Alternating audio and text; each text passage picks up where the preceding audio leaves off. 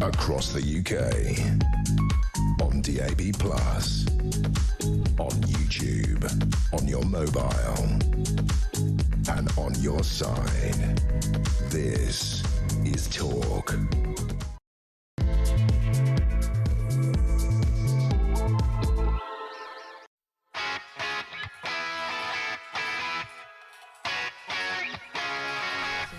Oh dear, is there not a nip in the air this morning?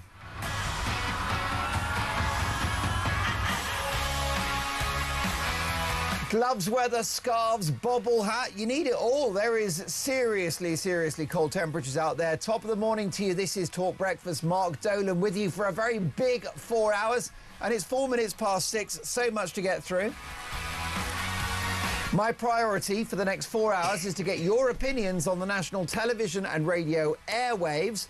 My phone number is 0344 499 1000. What are your predictions for 2026? Will we have a new Prime Minister in the new year? Text the word TALK in your message to 87222. Leave me a voice note and, as the saying goes, let's talk.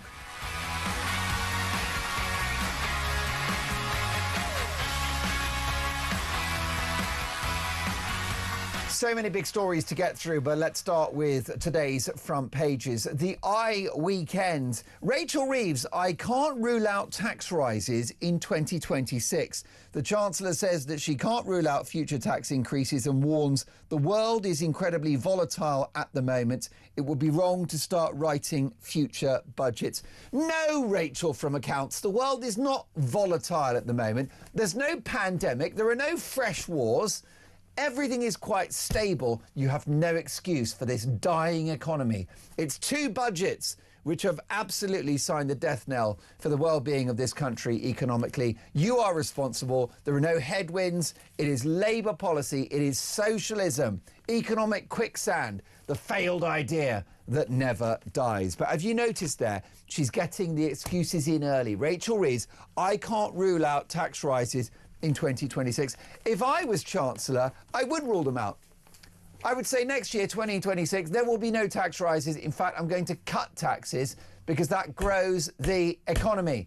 It's economics 101, folks. It is the most basic rule of economics that if you lower taxes, the economy will grow. How would I pay for it? I would cut the welfare state. I would cut. Austerity 2.0. Do me a favour, it will be austerity on acid. Sadly, I'm not in charge, not yet. Daily Express. Advances in emergency operations cut patients' recovery time and free up beds. Robot surgery revolution. to save the NHS millions. Robot surgery is set to save the NHS a huge amount of money by slashing recovery time for urgent operations and freeing up beds in a care revolution. How would you feel about being operated on by a robot? 0344 499 1000. Well, I think it's a good thing because robots don't go on strike. They're not woke. They don't peddle nonsensical ideology like talking about chest feeders and stuff like that. They don't have hangovers. They can work 24/7. Do you know what's amazing about a robot surgeon? They're willing to work weekends. Isn't that amazing? Because we've got these consultant surgeons in the NHS who are on six-figure salaries, but they don't like to work on a Saturday because they're going to the farmer's market to buy jam, which is 10 quid a pop. All paid for by you and I. Anyway, robot surgery, what do you think about that? I think bring it in, and AI as well. I don't know about you, right? I've got to say this because I'm on radio and telly, so I'm going to say the proper bit first, which is that you should always consult your GP before taking any medical action. But I will just say, so I've said that now, but can I just point out that AI, all right, ChatGPT, best doctor I've ever had. You got your symptoms, you put it in your ChatGPT, and you get straight answers, and it's very, very smart indeed. So I think AI is going to be massive for medicine in the future. Don't get me wrong, I know nothing beats a face-to-face with your GP and all of that, and do go and see your GP regarding any ailments that you've got. But personally, I think AI is going to save the NHS. We've also got Gwyneth Paltrow. I didn't know if I'd remember how to act. Well, you can't remember something that you couldn't do in the first place, Gwyneth. The Guardian, number 10 told, fix youth jobs or risk a lost generation. Well, again, Rachel from accounts, I hate to tell you that if you increase the minimum wage, then companies are going to stop hiring because they've got to save that money somehow. And the group that they're not going to hire is graduates and young people. We've seen that in hospitality. So increasing the minimum wage, really bad news for the many thousands of kids who already can't get a job when they leave school. And card limit ends. £100 limit for contactless payments to be scrapped from March next year. Consumers could have the ability to spend as much as they like without entering their PIN number. And what a moment, what a career in The Guardian. A crazy situation. Kylie Minogue gets her first Christmas #1. Daily Mirror Royal exclusive. William joins the SAS. Proud Prince of Wales to be patron of Elite Unit's welfare charity. The Sun newspaper, he vowed not to wed, but James gets down on one knee. Telly chef James Martin is getting married for the first time to his personal trainer partner, Kim Johnson. I wonder what attracted him in the first place to his personal trainer girlfriend. Daily Mail. Reeves ruins Christmas. Rachel Reeves was accused of ruining Christmas for retailers as her budget drives shoppers away from the high streets. Customers scarred by the Chancellor's 30 billion quid tax raid are keeping their purse strings tight, according to new figures. After Black Friday sales at the end of November were surprisingly shunned, shops say that December has been disastrous, with the bleak outlook stretching into January. She's killed the economy, guys. Rachel Reeves has destroyed the British economy. We've still got inflation. We've got massive debt. The debt's as high as it ever was, the cost of it as well, much more than Liz Truss's mini budget. Would you bring back Liz Truss? 0344 499 1000. Would you bring back Liz Truss? I would have Liz Truss back in a heartbeat, because she tried to do the right thing. She didn't do it well. It was a very, very poorly executed budget, but she was trying to grow the economy so that we could live within our means. May God bless Liz Truss. I'd bring her back in a flash. And one of the big stories of the day, the Daily Telegraph. David Walliams harassed female staff. David Walliams, the comedian author, has been dropped by his publisher, HarperCollins, following an investigation by the Telegraph into inappropriate behaviour towards young women.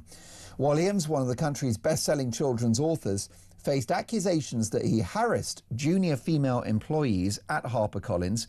One woman who raised concerns was given a 5-figure payoff by the publisher and left the business.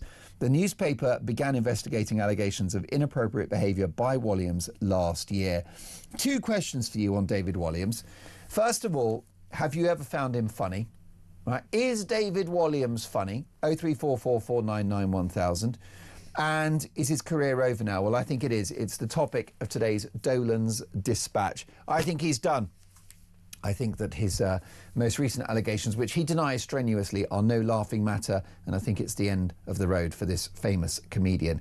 With me in the studio, reacting to the big stories of the day, we've got two brilliant broadcasters, Emma Webb and Simon Danchuk. Good morning, guys. Good morning. Good morning. Christmas has come early with two absolute treats in my stocking. Good to be with you. There you go. I'm going to end the Merry stocking Christmas. metaphor there. I don't want to get myself into a David Walliams-style scandal by making a remark which is off-colour or politically incorrect, Emma. There are great worse to see. puns in that vein you could make, Mark. Well, you're too kind of. You're right about that. So, Emma, how are your Christmas preparations going before we get to the big stories? Well, I've been very disorganised this year, so no one's getting any Christmas cards. I've done my Christmas shopping quite late as well, so I've not really got it together. We got breaking news, which is, of course, we're old mates, and I know you as Emma Webb, but you were happily betrothed this year. You got married. It was actually last year. Was it last year? You've dead named me, Mark. I'm going to get cancelled for that. And you're now Emma Trimble. I am, So yeah. so it'll be your second Christmas together as husband and wife? Yes, it will be. And have you yeah. sorted out hubby's present for the year? I have. Yeah, Always the first present to be sorted and, out. And the present is that you're in his life. That's the gift, okay? Yeah, I'm just going to put a bow on myself. That would do it. That would do it. Listen, how about you, Simon? How are the preparations going for Christmas? Yes. You've got the offspring and everything to worry about? Yes, nice and steady. I start buying the presents around November and start packing them. I keep them in the office, start filling them. Yeah, and I was at Lidl yesterday doing a big shop, so I'm on top of things. I tell you what, you could do worse than the big shop at Lidl. I've got to say, they do some great turkey deals this year. So and the wine. The booze at Lidl, Yeah, it ain't bad. Right, folks, listen, hard to know where to start. But I think, Emma, we'll start with the economy. Daily Mail, Reeves ruins Christmas. Rachel Reeves was accused of ruining Christmas for retailers as her budget drives shoppers away from the high streets.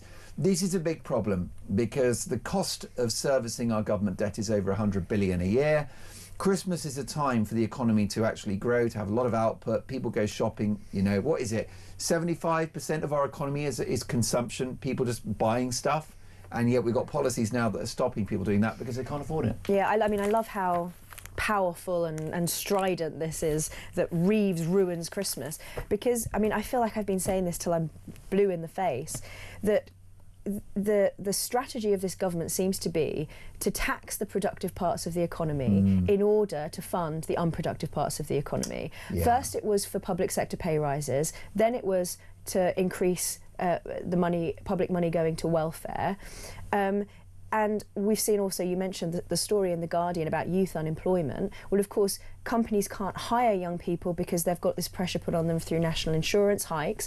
We're completely inhospitable now to any kind of entrepreneurship, any kind of aspiration for young people who were talking about leaving. And now Christmas has been ruined for all of these companies because of the fact that people are having to tighten their purse strings. And it's also the fact that she's constantly injecting this uncertainty into not only into the minds of businesses, but also into the public more generally. People are not wanting to sell their houses because they don't know what's going to happen next year. There's constantly this sort of sword of Damocles hanging over everyone's neck that taxes might go up yet again.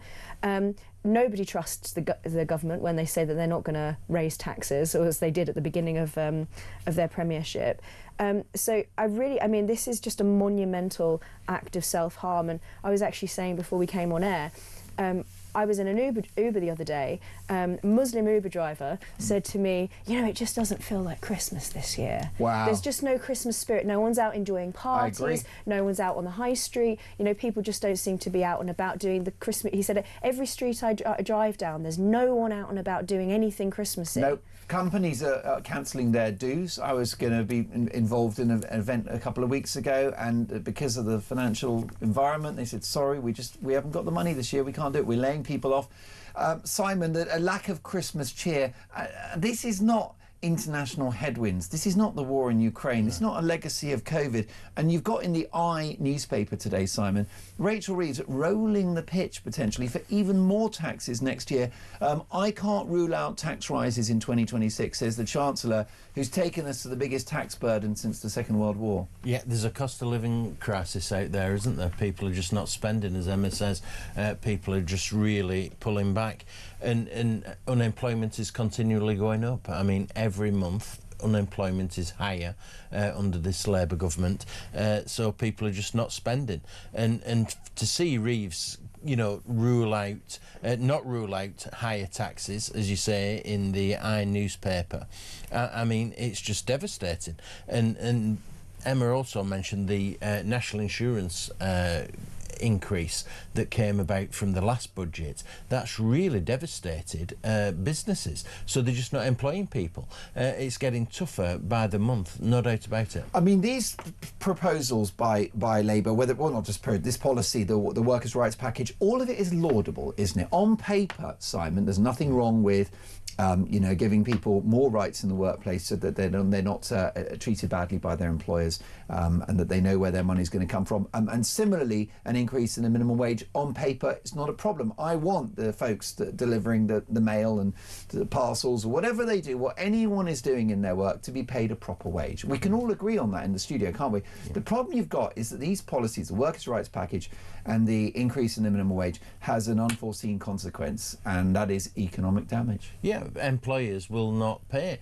I meet with employer organisations, and they say to me, for example, you can't dismiss somebody from day one. It's just ludicrous. Some of them suicidal. They will just stop employing people. That is exactly what they're doing now. That's why unemployment is going up. It's the national insurance increase. It's the employment rights bill. It's stopping employers from employing people, and unemployment is continually going up, and the cost of living crisis is just really biting. And it's not just impacting retailers, it's impacting hospitality as well. People just aren't going out and they aren't spending. It's a major problem for the economy. I don't want to be too miserable, but in 2026 I think we're going to hit an economic crisis. I really do. Well, is that a prediction you'd have? Well, I mean, you mentioned hospitality. I won't name any names.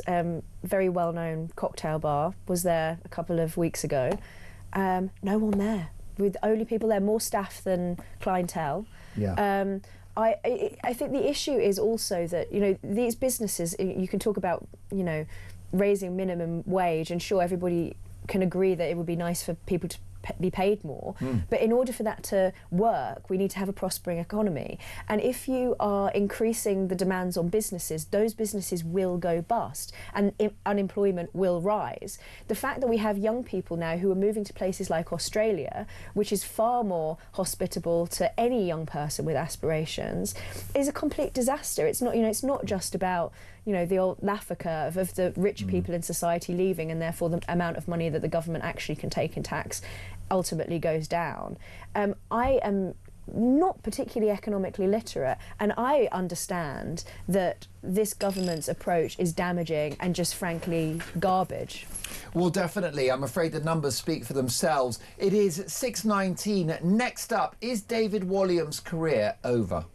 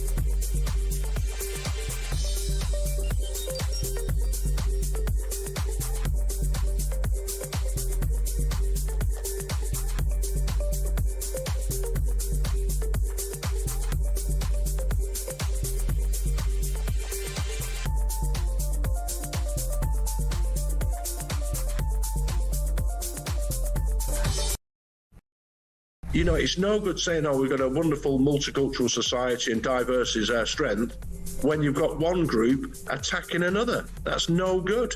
We cannot have this. Our Jewish friends and colleagues must feel safe in this nation, and I back them 100%. Well, we appreciate your support, and it just makes common sense, doesn't it, Mike?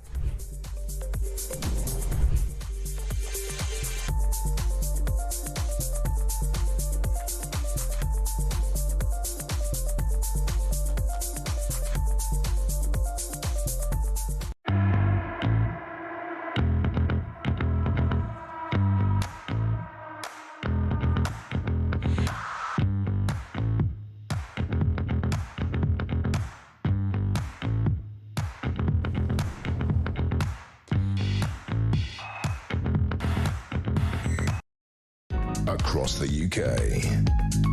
On DAB+, on YouTube, on your mobile, and on your side.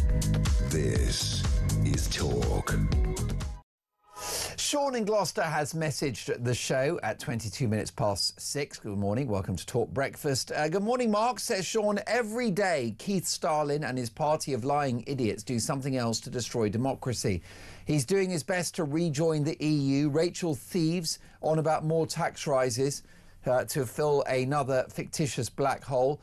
Lammy, Enoughstead, said the list is endless. We need to get them out now. This country is just about hanging by a thread. And Keith Stalin, as Sean nicknames the Prime Minister, has scissor hand. Let me know what you think. Will we have a new Prime Minister in the new year? 0344 499 1000. This from an unnamed texter says, a robot surgeon, will it be able to nip out during an operation to have robot sex with its toolmaker? Nicely done. Sharon says, good morning, Mark. I do think if robot surgery revolutionises the NHS and saves us money, then yes. So give it to these lazy surgeons. It will give them a run for their money. They get paid a good salary for doing less. So yes, bring on the robots, says Sharon in Staffordshire. And how about this from Sharon? Why is this useless Chancellor still in her job months after she continues to ruin our country? Why is she left to make this happen? You do have to wonder. Joanna in Salisbury, good morning, Mark. Merry Christmas. At least Liz Truss didn't depress us. This rubbish Labour government just have to put the boot in. Putting a downer on Christmas. Tax rises next year. They will cause riots before too long. And how about this from another texter? People are spending in this country, but those on benefits, non-stop spending. I see them all the time with all the children they have trailing behind them, causing havoc in the shops. And last but not least, Nick in Loughborough. Good morning, Nick. Welcome to Talk Breakfast. Good morning, Dream Team, says Nick. The high street is dead, largely because there's nothing left of it, unless you want a pawnbroker, a new vape shop, or you want your nails doing. This government has systematically destroyed legitimate small enterprise with its dangerous ideologies. Do you still use your high street? Let me know about that. But let me get you to another big story, and it's a big showbiz story. Daily Telegraph. Walliams harassed female staff. David Walliams has been dropped by his publisher following an investigation by the Telegraph into inappropriate behaviour towards young women. Walliams, one of the country's best-selling children's authors, faced accusations that he had harassed junior female employees at HarperCollins. One woman who raised concerns was given a 5-figure payoff by the publisher and left the business. So, listen, a big headline there. Do you think that's it? Is his career over, Simon Danchuk? I think it probably is, if I'm blunt about it. There's been a change at the head of HarperCollins, the publisher. She's come in, Kate Elton, and presumably said, what the heck is going on here? Yeah. And questioned Williams' behaviour. Very damaging for him, no doubt about it. Serious accusations in terms of allegedly harassing female staff. I'm not wholly surprised. I have to tell the story that when I was with my second ex-wife, I recall that he started following her on social media, which was a bit unusual, I have to say, for a very big celebrity. She was known as the selfie queen at the time, and did various poses and posts on social media. Very diplomatically put. As one might. Well, you were married at the time? Yeah, totally married, yeah. And I thought, that's a bit odd that such a big celebrity would start following somebody's wife like that. So, correct. So it doesn't... A public figure? Yeah, a very big public figure. So it doesn't totally surprise me that he's found himself in this situation. Most definitely. I mean, what did your missus make of Williams' attention at the time? Goodness knows. I mean, we were going through a desperate situation, but she might have appreciated it or not. I don't know. But I mean, it's an interesting story, isn't it? What do you think about this? Because there's an issue, isn't there, Emma, with stars who are very powerful, who bring a lot of money into organisations, being protected from their actions. Well, I mean, just looking here in the Telegraph investigation, I mean, if you think about the amount of money this must be making for HarperCollins, this is such an enormous dent for them to axe him, that he sold more than 40 books, has sold 60 million copies, and in 2019 it was estimated that that his publisher had sold 100 million worth of books. And that was in 2019? And that was in 2019. Crumbs. So for them to make this decision, just in pure economics, just purely from a business perspective, is huge. Yeah. So, I mean, the allegations obviously are quite serious, and he does obviously deny them with all of those caveats. But you asked earlier, Mark, viewers or listeners whether they find him funny. I have to say, one of the reasons why I've never found him funny is always because I've thought he was a bit creepy. So it's not his first rodeo either, of course, because there was the whole scandal around a comment that he made, and I think he was removed, wasn't he, from Britain's Got Talent panel, because he'd made shall we say, an off-colour remark that probably can't be said on radio. An off-colour remark about, I think was it a contestant? Yes, and he said, I mean, loosely speaking, and to paraphrase, he said that lady is the kind of lady that she thinks you want to have relations with her, and you don't. He would not biblically know her. He wouldn't know, but that's nicely put. And he also described another member of the public on the show as a C word. So, you know, obviously that was caught on a hot mic. He wasn't intending to broadcast those comments, but it was revealing. Surprising that he didn't actually face more consequences at that point. I mean, yes, he lost the Britain's Got Talent gig, but carried on publishing books, carried on appearing on TV. And apparently he didn't even know that this investigation was taking place at all.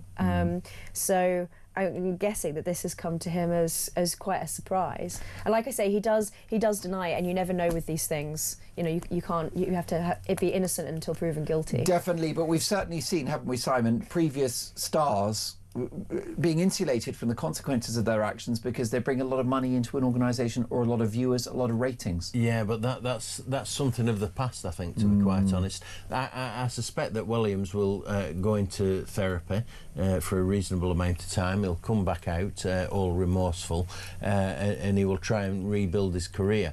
But from everything that we read and everything that we hear, I think that's going to be exceptionally difficult, because it sounds to me like there is a history to this, and as the days and weeks go on, I suspect that more people will come forward and tell their stories.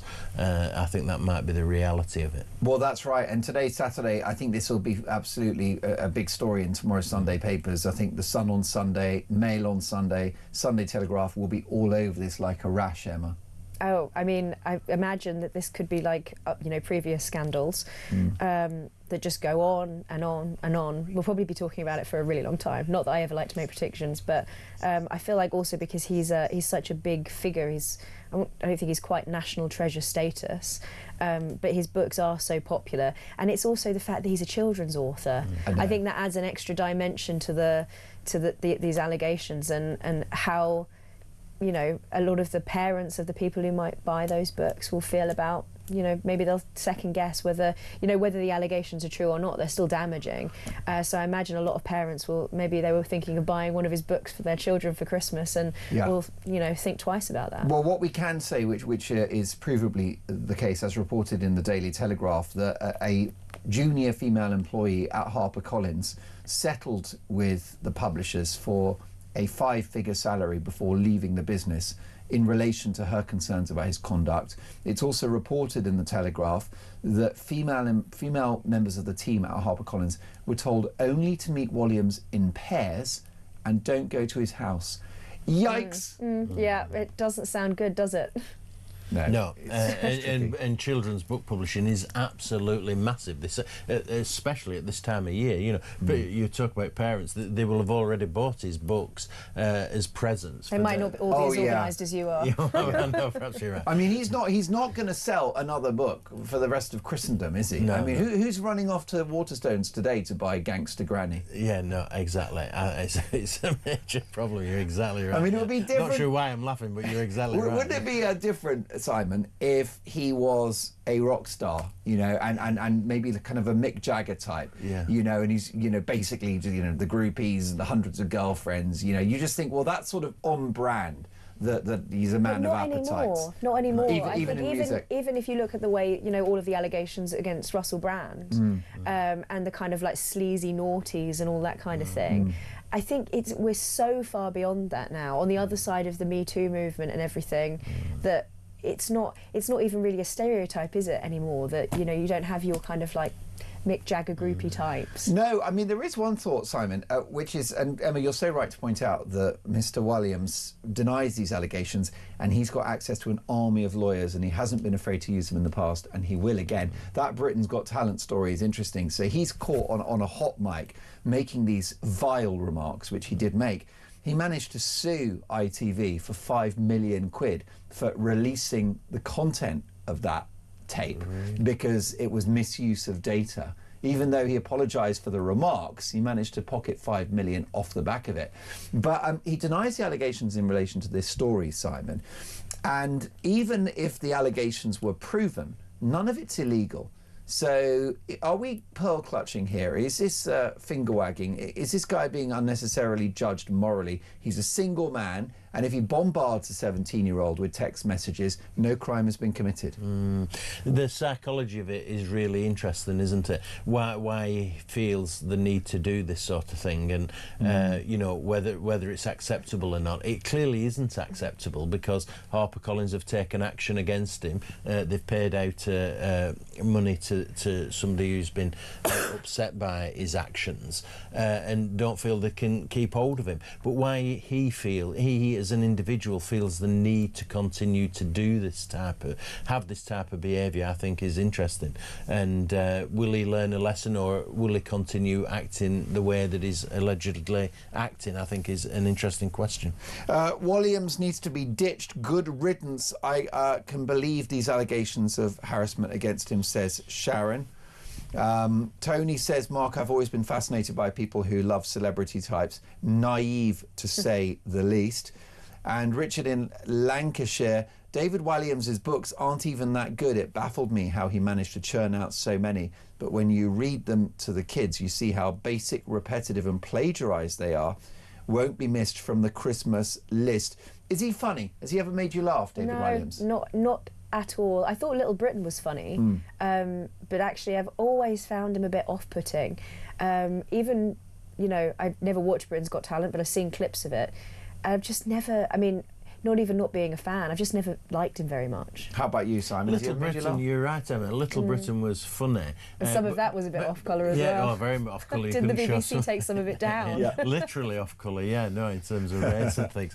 But I always thought it was his colleague, whose name I can't recall now. Matt Lucas. Matt Lucas. I thought he was funny. Very talented. But he doesn't seem to have done well as Williams, and I never know why that is. But Matt Lucas was very funny, and is very funny. Next up, your predictions for 2026. Will we have a new Prime Minister in the new year?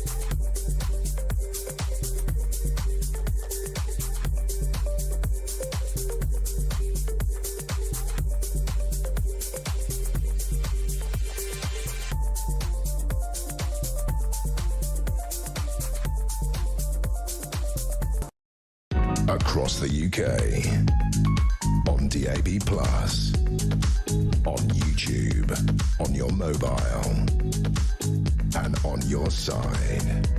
This is Talk. It is 6:36. You're listening to Talk Breakfast. Mark Dolan with you until 10 a.m. Dolan's Dispatch at 8 a.m. David Walliams, no laughing matter. You won't want to miss that. Good morning, Mark, says Steph. I don't want a new PM in the new year. I want a new government that has the guts to rid the system of the corruption that has destroyed this country. Lots of you are saying that you actually want a new government, not a new Prime Minister. I'll get to more of your comments on that shortly. But let me ask my brilliant colleagues here in the studio. We've got Simon Danchuk and Emma Trimble. What are your predictions for 2026? Will we have a new Prime Minister in the new year, Emma? I don't like making predictions because I'm very often wrong. I don't think so. I mean, he really is holding on for dear life. You would think both he and Rachel Reeves, if they were going to be ousted, would have been ousted already by this point. I'm still mystified that she's in post. But I do think, I mean, if you want a new Prime Minister rather than a new government, well, who are you expecting is going to replace him? Is it going to be Rachel Reeves? Is it going to be Angela Rayner? I mean, all of the options are as bad, if not worse. The problem isn't Keir Starmer as such, it's this government. So I don't know. I mean, there have been many small skirmishes where it looked like maybe a Labour rebellion was going to take place with the backbenchers, but then it didn't quite happen. So yeah, I think if it was going to happen, it would have happened already. Simon, as a former Labour MP, you know the party intimately well. Do you think they will move for the Prime Minister in the new year? Yeah, I do actually. I think they'll replace him. I think the situation is that bad for Labour MPs. They're desperate to hold on to their seats come the next general election. I think Steph, your caller, is exactly right to say, you know, we need a new government, but we have a system that doesn't enable that to happen. So I think, and it is unusual for Labour to do this, but I think they will move, the Parliamentary Labour Party will move against Starmer. You mentioned Reeves. The two of them are inextricably linked. She's had a disastrous time as Chancellor. The May local elections, regional elections, Scotland, Wales, are going to be devastating for Labour. And so soon after that, if not before, there's even a possibility that they might move against him before those elections. Anis Sarwar, the leader of Labour in Scotland, I suspect is furious about the leadership of Starmer. He'll keep that under his hat for the time being, but he will be totally unimpressed by Starmer's performance because he is not going to do very well in the Scottish elections because of Starmer's performance. I mean, it's devastating for Labour MPs, I have to say. Yeah, you mentioned the local elections in May, and Labour will be absolutely devastated, but not as devastated as they would have been if they hadn't taken this anti-democratic measure of cancelling elections in, I think it was 63 local councils, and in among those councils, over half were Labour majorities. I think in the teens was Conservative held councils.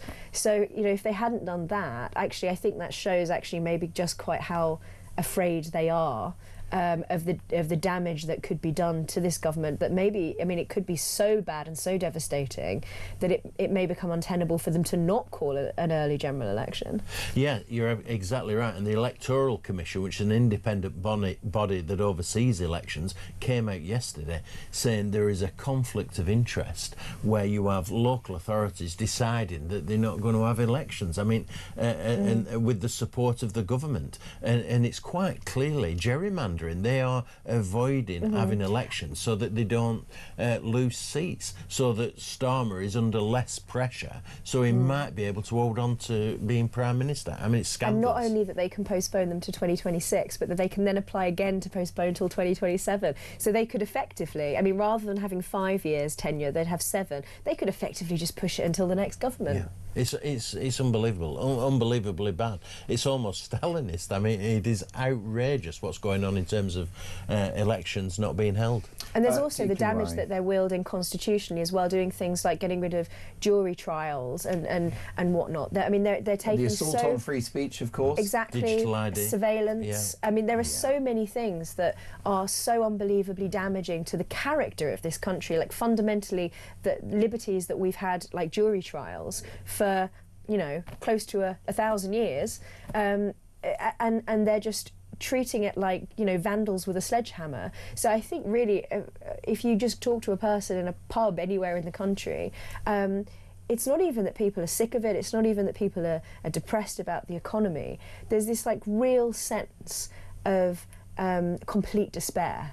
Yeah, I mean, it's authoritarianism twinned with economic vandalism. I mean, this is leftism at its worst, isn't it, Simon? Yeah, I do believe it is, and I suspect now, on reflection, we shouldn't be wholly surprised by Starmer taking the view and the policy position that he is doing. We saw a hint of it when he was in opposition in relation to COVID. He would certainly have been more authoritarian than Boris Johnson was. He was pushing for a stronger and harder lockdown than what we saw under Boris Johnson. So now that he's come to power, he's been exceptionally authoritarian.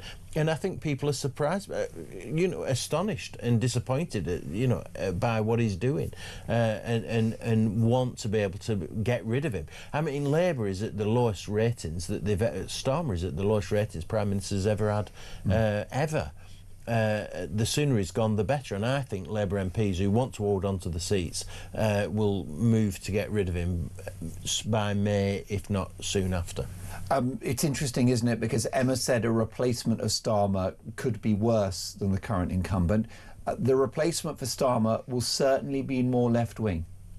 That's a possibility. It could be. It's not going to be Shabana Mahmood, is it? And it's not going to be any of those moderate figures. Wes Streeting, possibly, yeah. But yeah, the sense is that within the parliamentary Labour Party, there would be some people who would want to move to somebody more Blairite like Wes Streeting. But the reality is that the membership of the party, if it goes to a vote of members, then they will want Angela Rayner or even an Ed, God forbid, Ed Miliband as leader. I mean, that would be really devastating for the country. But in a sense, it's not even purely ideological. It's competence. Mm-hmm. There isn't a single competent figure who could take over, whether on the left or on the right.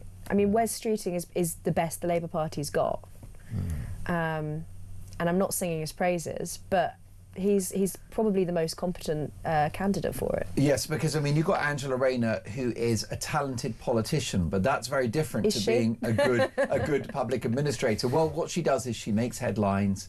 She's a populist figure. She's got a biography coming out now, hasn't she? Yeah. I mean, I always make this distinction. I had a bit of a ding-dong with Kevin O'Sullivan, actually, just a few weeks ago about this. And my point was, I'm not an admirer of her. I certainly don't agree with any policies that she would have as Prime Minister.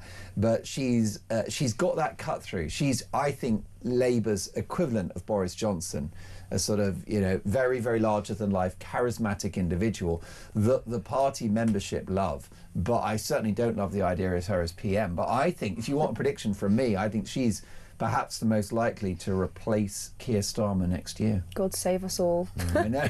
Be afraid, be very afraid. More predictions for 2026. What's next for Nigel Farage in the new year? This is Talk Breakfast.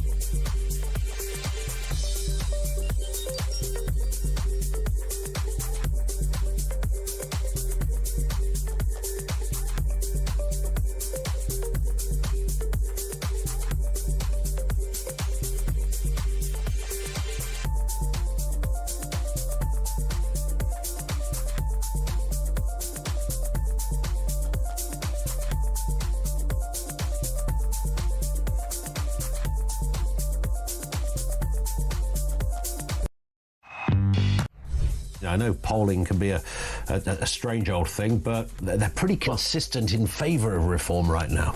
Well, and Reform did extremely well in this year's local elections in May. I mean, they're sweeping the board in all sorts of unlikely places, in effect replacing the Conservative Party as the main.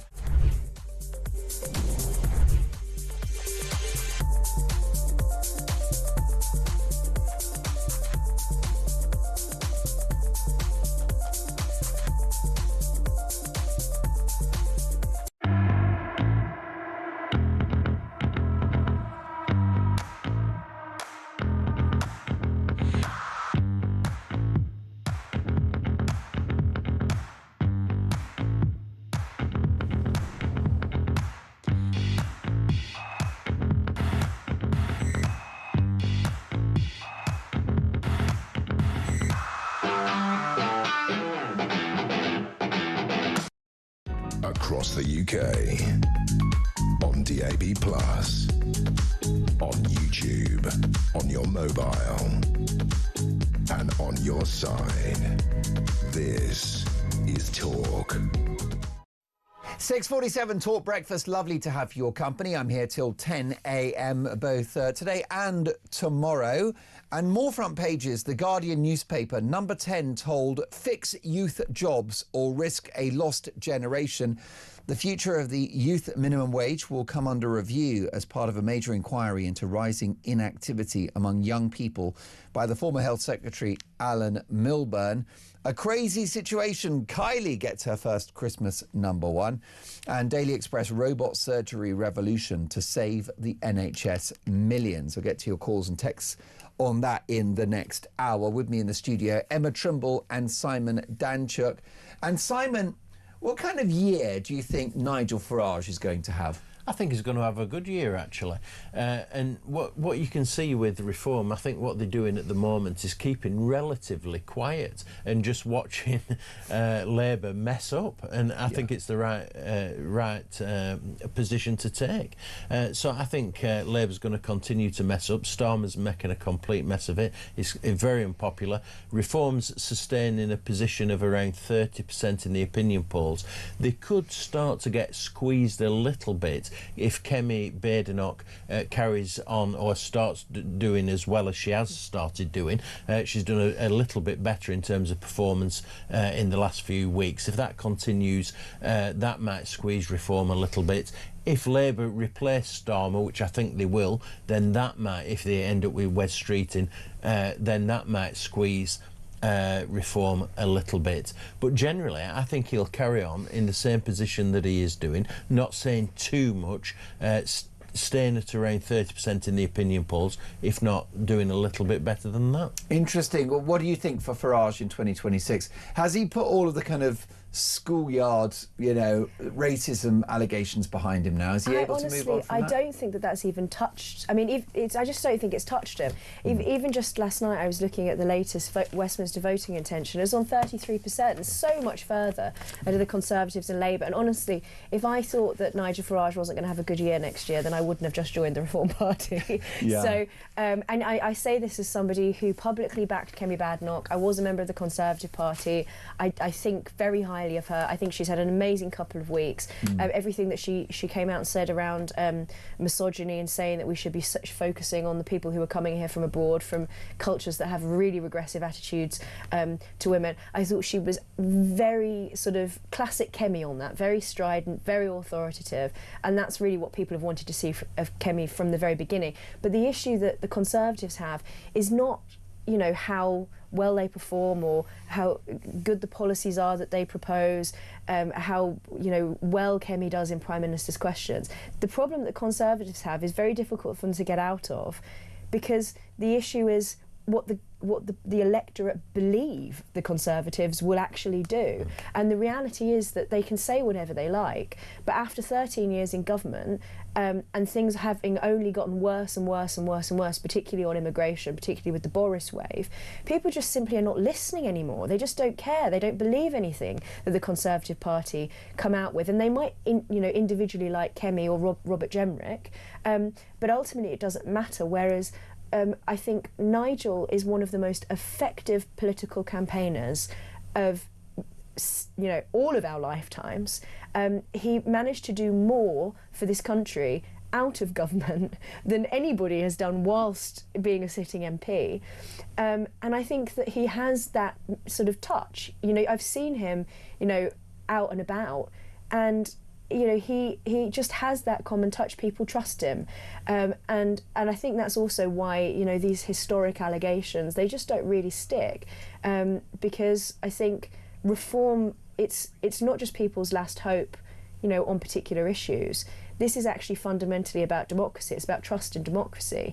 That's why so much is at stake, and actually that's why I did join Reform, is because I think if we don't get this sorted out as quickly as possible, fundamentally the trust in our democratic system will be broken, and people will start, as some younger Gen Z guys are already advocating for, a less democratic, less free society. So, yeah. Well, whilst I agree with the vast majority of what Emma's saying there, Nigel Farage is not so much a good campaigner as a good communicator. He's an excellent communicator. And where Reform do have a problem is in terms of campaigning, and they're just not as good as the other political parties as at getting their vote out. So you can't rely just on communications to get your vote out in local, general, regional elections, and that's where they have a challenge. The Labour Party, having been there for 30 years, know exactly where their voters live. Or the Lib Dems. or the Lib... Yeah, absolutely. The Lib Dems, I was going to mention them. And the Conservatives to a lesser extent. And getting your vote out on election day or when the postal vote forms land is crucially important. And Labour's exceptionally good at this. That's why... Reform might be doing very well in the opinion polls, but that won't automatically translate into doing exceptionally good on election day, because they just don't have the data, and they don't have the manpower, and they don't have the know-how in terms of getting their vote out, and it does make a difference. People shouldn't underestimate it. Is it too little too late from Kemi Badenoch? Would Robert Jenrick move the dial if he became the new leader in the new year? Yeah, I think he certainly would. I think he's been on a real trajectory in terms of changing his political views. He was considered very moderate, and now he's probably considered more centre-right, and he's saying all the right things. His communications have got considerably better in terms of how he talks to the public, in terms of the messages that he wants to get across, and I think that would benefit the Conservatives considerably if they shifted to Robert Jenrick. And it's quite obvious that that's what he wants. He wants to be leader of the Conservative Party, doesn't he? And whether that happens in 26 or 27, I'm unsure, but I wouldn't be surprised if it does happen eventually. I think he's also had the great benefit of having more autonomy than Kemi to go out and make these videos, confront things, in person, and people like to see that. I mean, you've seen people like Chris Philp have now started sort of copying the model, but I'm not sure how much of a difference it would make. It might make a slight difference, I'm not sure, but I don't see how at this stage the Conservatives can overcome the public's distrust of the party. I don't think it's so much about the individual characters. I think people have felt so fundamentally betrayed that it will take more than just one charismatic individual taking over as leader to turn things around. Yeah, that's it. I mean, I've got viewers and listeners, Simon, and they will never trust the Tories again. Yeah, that's a significant challenge for the Conservatives, no doubt about it. We're in multi-party politics now, aren't we?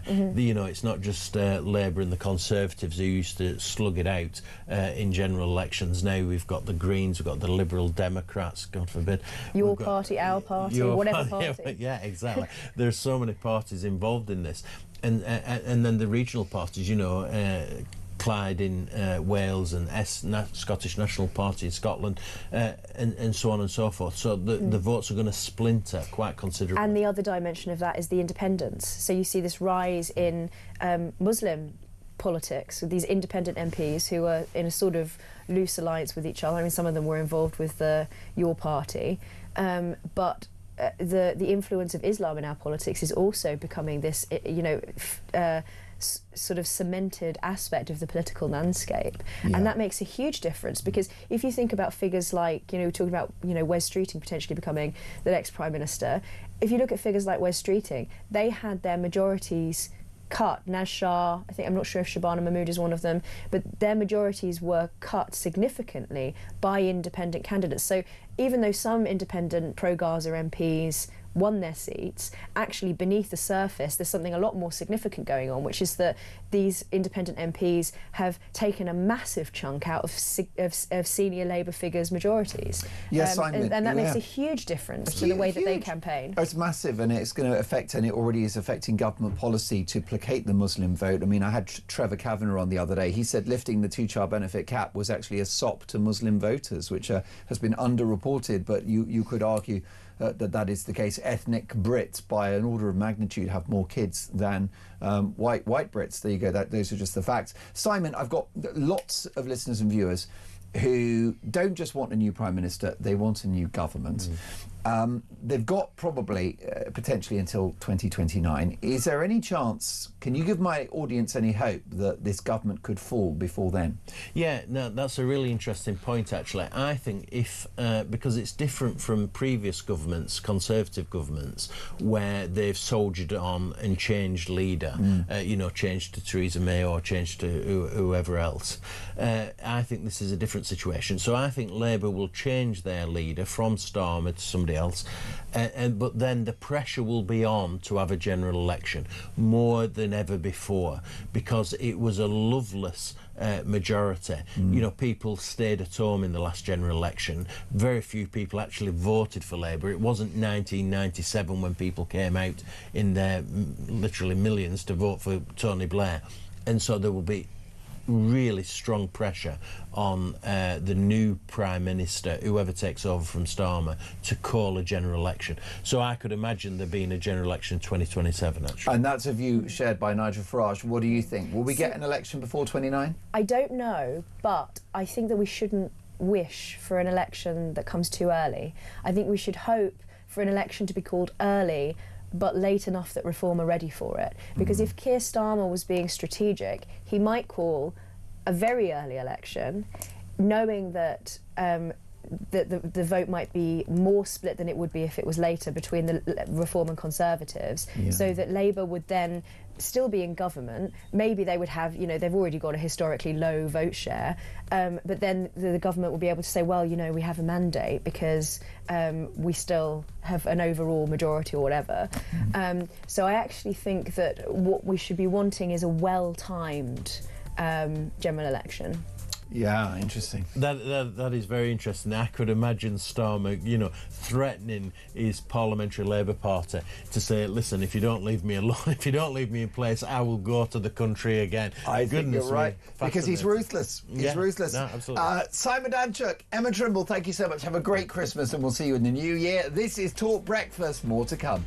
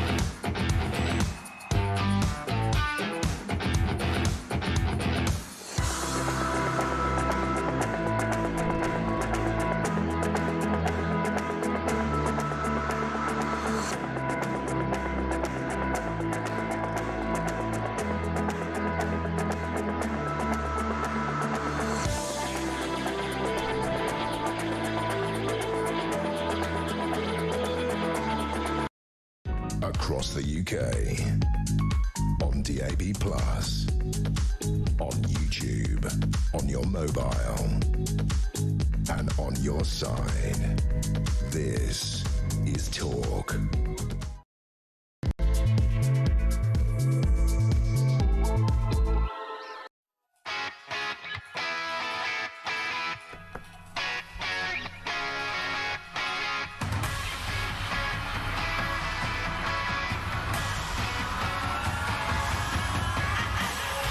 .7:03, top of the morning. This is Talk Breakfast. I'm Mark Dolan. We've got a big 3 hours to come. Breaking this morning, comedian and children's author David Walliams is dropped by his publisher following allegations of inappropriate behaviour towards young women. Is his career now over?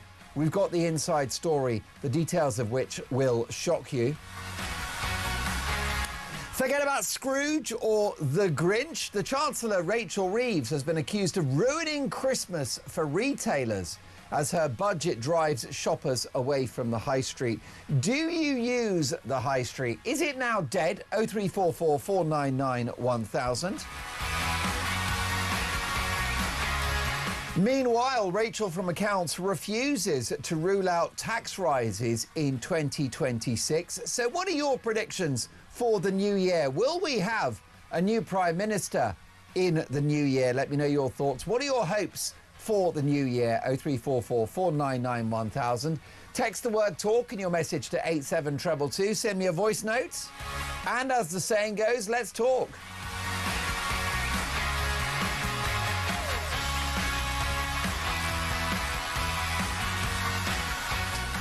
Dolan's Dispatch coming up at 8 a.m. David Walliams, serious allegations and no laughing matter. That is today's Dolan's Dispatch in an hour's time.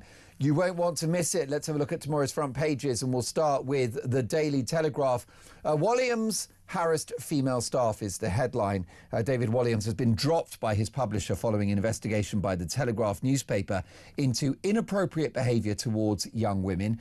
Walliams, one of the country's best-selling children's authors, faced accusations that he'd harassed junior female employees at HarperCollins.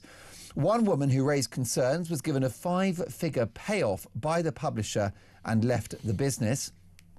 The Telegraph began investigating allegations of inappropriate behaviour by Walliams last year. The decision to drop the author comes after the sudden departure of Charlie Redmayne, HarperCollins' former chief executive.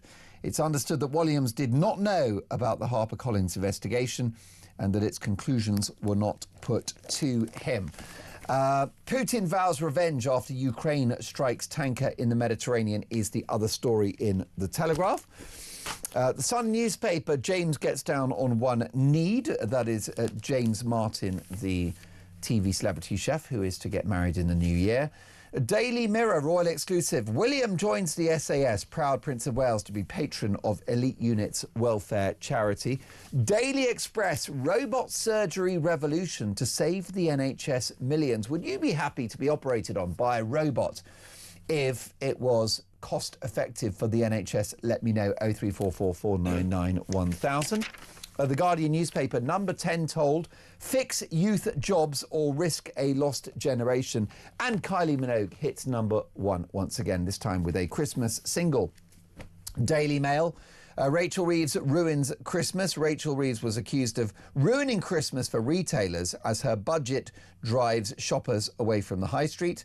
And Walliams dropped by publisher for harassing its young female staff. And the Weekend, Rachel Reeves, I can't rule out tax rises in 2026. Reacting to the big stories of the day, I'm delighted to welcome former chief detective, the top ex-cop, the one and only, Mike Neville. Mike, lovely to see you. Welcome to the studio. Is all good with you? It is all good with me, Mark. Yeah. How are you getting on with your Christmas shopping, by the way? Very badly, actually, like most blokes. I've actually bought something. I bought something for my wife, you know, because women always like it if you buy it before. Whereas a man, I like the target-driven thing where you've got 2 hours on Christmas Eve.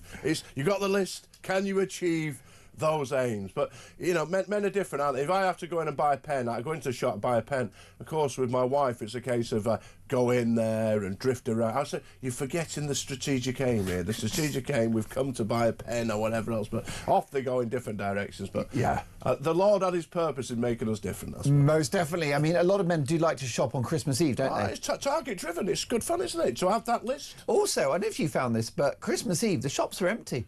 Yeah, that's of course. Because most apart from men, people, yeah, that's it, just panicking men, and you know you're in trouble if you find yourself in the all-night garage at 11 p.m. Well, you know those garage flowers, is what the women call garage flowers. Never a good move, are they? Or scuttling around the lingerie department, looking embarrassed. Well, that's it. What are you going to get at the petrol station? Some dead roses, a 4-pack of Fosters, and some Maltesers. Maltesers would do it in a box. A USB charger for your iPhone. Listen, it's lovely to have you in the studio. We've got lots of stories. It's hard to know in a way what the lead story is today, but we'll start unusually with showbiz if we can, because David Williams, this is a serious matter, allegations that he denies, but HarperCollins, which is one of the biggest publishers in the world, has dropped him as an author because of allegations that he harassed female staff. Now, some of the details of this are shocking, Mike, including claims by the paper, by the Telegraph, that one young woman who worked for the company settled in her departure from the company a 5-figure salary, a 5-figure check was written to make her go away, and also that female employees were told only meet Mr. Williams in pairs and don't go to his house. Now, it's important to stress he denies these allegations, but what do you make of this as an ex-cop? Well, it's just really... Well, firstly, as a father, one of my daughters, she really loves those books, you know, so he's like a well-loved character, isn't he? Little Britain, funny guy. But, of course, then he's had his disputes, hasn't he, with Simon Cowell and all this sort of thing. But it's... from a policing point of view, you know, there are serious allegations there. Too often these companies, rather than deal with the allegation, that they pay people off, or here's a big cheque, go and leave it. And what they do, though, is they leave the other employees open to other abuse, because a guy often, whoever's accused of this, often doesn't know what's gone on, and it's a real problem. You know, if somebody's a predatory male and they're targeting young women, it needs to be dealt with and nipped in the bud, not just pay off some, or just, because you can see where it comes from. Obviously it's a business, they're driven to make money. He writes very entertaining, funny books that, you know, me and other parents have bought for their kids. And it makes them a fortune, but at some time or other you've got to say no, and what we're going to do about this guy. Most definitely, and you must have seen this in policing where, I mean, of course there are no criminal allegations against David Williams, but inappropriate behaviour, this is often protected. Powerful people who make money for companies are often more protected, and we definitely see that in the world of broadcasting and showbiz, don't we? We only have to look at the Epstein files, don't you, to see that. I mean, that's the top of the tree, isn't it, where some of the President of the United States, you know, several presidents have been in. The most powerful people get protected. We live in a wicked world, Mark, and it hasn't. I don't imagine it's ever changed since we were in the Stone Age. You know, those who are rich and powerful. You know, I do a walk around London, I do these history tours, and I always say to people, you know, can you believe it? There was a time when rich people got better justice than poor people. You know? But that's what we live. Yes, indeed. He's not going to be doing time for this. No. This is allegations in relation to young women. If something isn't criminal, is it therefore unfair to cancel the guy? The trouble is these days is that rumours and innuendo can destroy somebody. If somebody's going to be cancelled, I think it's only because they've been to court. Gary Glitter been to court and found guilty. I think if people are cancelled because of something that they've never been able to challenge, to stand up to, that isn't right, and that is not the way forward. So if he's done something bad and criminal, then he should be punished and fined or go to jail, whatever else. However, if it's not like that, then I think we should just let the man move on and let's go on with it. Well, yeah, I mean, I suppose it's different strokes for different folks, isn't it? I mean, if it was inappropriate behaviour by a rock star that's a famous womaniser, a different girl every night, it's different, isn't it, to a family entertainer and a children's author? Yeah, I mean, I was brought up... The world has changed, hasn't it? I was brought up on Carrie Ann films. You know, like Sid James being in prison now, wouldn't he? You know, yes, of course. You know, even what you see on the show, the Barbara Windsor's a pretty nurse, and all the doctors are chasing her around the hospital. Like, no, it'd be an outrage. But we still laugh at that. And we live in difficult times. I feel particularly sorry for young men, really, because we live in difficult times where you never know where you're going. We all form relationships at work or in clubs or whatever we're in, and it's got more and more difficult to do that. I'm glad I'm 58 and not 18, to be honest. Well, I think that's exactly right, and I suspect that in a different era, Williams would get a slap across the wrist. Yeah, slap. I remember in the police. There was when I was a young policeman in the 80s. There was an inspector who would like touch up the women, and I remember he walked up the stairs. He touched this girl, and she slapped him right across the face. And he took it. That's what it was. The matter. She dealt with the matter probably much better than a five-figure sum, and he didn't touch her again. The Epstein files continue to be released quite slowly, drip, drip feed from the White House. And photographs of, for example, Bill Clinton in a hot tub, and other photographs, Prince Andrew draped across several women. Do the Epstein files matter? I suppose they do matter in the sense that what is the truth of all this? Who was there? I think more and more now we can see that. But I think the problem is, Mark, is that we know that the rich and powerful get away with things, that they'll pay young girls to go to these places. Here's all these lovely things. And at some point or other, I suppose everybody's got to take personal responsibility for this. It's unacceptable and it's criminal, and people should be put in jail if they've committed rape, sexual assaults and all that. But it's like a trade-off, isn't it? They're paying these girls all this money to go to these places. But if there is evidence of crime, then I think we need to know about it. But the trouble is all the time is that these people have so much money that they're almost untouchable, aren't they? It's just despicable, really. Most definitely. Well, there are, I think, perhaps slight parallels between the Williams story and the Epstein files, not in relation to criminal allegations, but just powerful people having immunity and being able to sort of adopt a moral framework that to which the rest of us aren't allowed to. I just I've never understood it, Mark, myself. I would never go around touching women who hadn't said I could. It's just I don't know, but that's probably the way I was brought up. I come from a working class northern background, and that just wasn't the way of it. You expected I wouldn't swear in front of my mother. I was brought up like that. I was a soldier, I was a policeman. I dealt with bad things. I'd swear like a trooper. My granddad used to say there's a way men swear together, and that's right. He'd been a soldier as well. But we were brought up in a very tight way, basic morals, and you wonder, don't you? They've got all the money in the world, these people, and they think they can just do what they want. They most definitely can. Rachel Reeves, I can't rule out tax rises in 2026. And another headline in the Mail today, Reeves ruins Christmas. Rachel Reeves was accused of ruining Christmas for retailers as her budget drives shoppers away from high streets. And what we're seeing, isn't it, it's the consequences of two awful budgets and economic vandalism. Well, the only thing that strikes me as really odd, Mark, is that there are people in this world, incredibly, who vote Labour and think they won't raise taxes. To me, that is the who would vote for these people? They just do it all the time. But what really saddens me, so I'm going to spend Christmas. My brother lives in near Welshpool on a farm, and all the farming community is round there. All the sheep and all this. And the people there are quite depressed about it. It's really whacked the farmers. And what they live in a tight, closed world where they imagine everything's like them in Islington. So anybody who owns a farm must be rich and wicked. If you employ one person, if you're a landlord and you rent out one flat, you're an exploiter of the masses. These people are absolutely driven by this communism, really. And we are saddled with these characters for another 3 or 4 years. It's beyond belief, to be honest. Most definitely. Listen, what are your predictions for 2026? Dan has messaged the show from Kent. Good morning, Mark. There's no way any Labour MP would call a general election. It would be political suicide. We need to worry whether there will be a general election ever again, because we have a government with an opportunity of a lifetime to turn Britain into a socialist state. Tessa says, good morning, Mark. We don't need a new Prime Minister. We need a new government. And in regard to the Tories, is it too little too late from Kemi Badenoch, who seems to have hit some vein of form? Well, Linda says, good morning, Mark. Linda in Worcester here.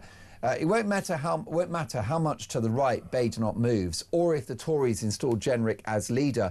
The party is full of blue Lib Dems, so no right-wing policies will get through. I'll never vote Tory again. I don't trust them anymore. Well, that's the next question for you, right, after this.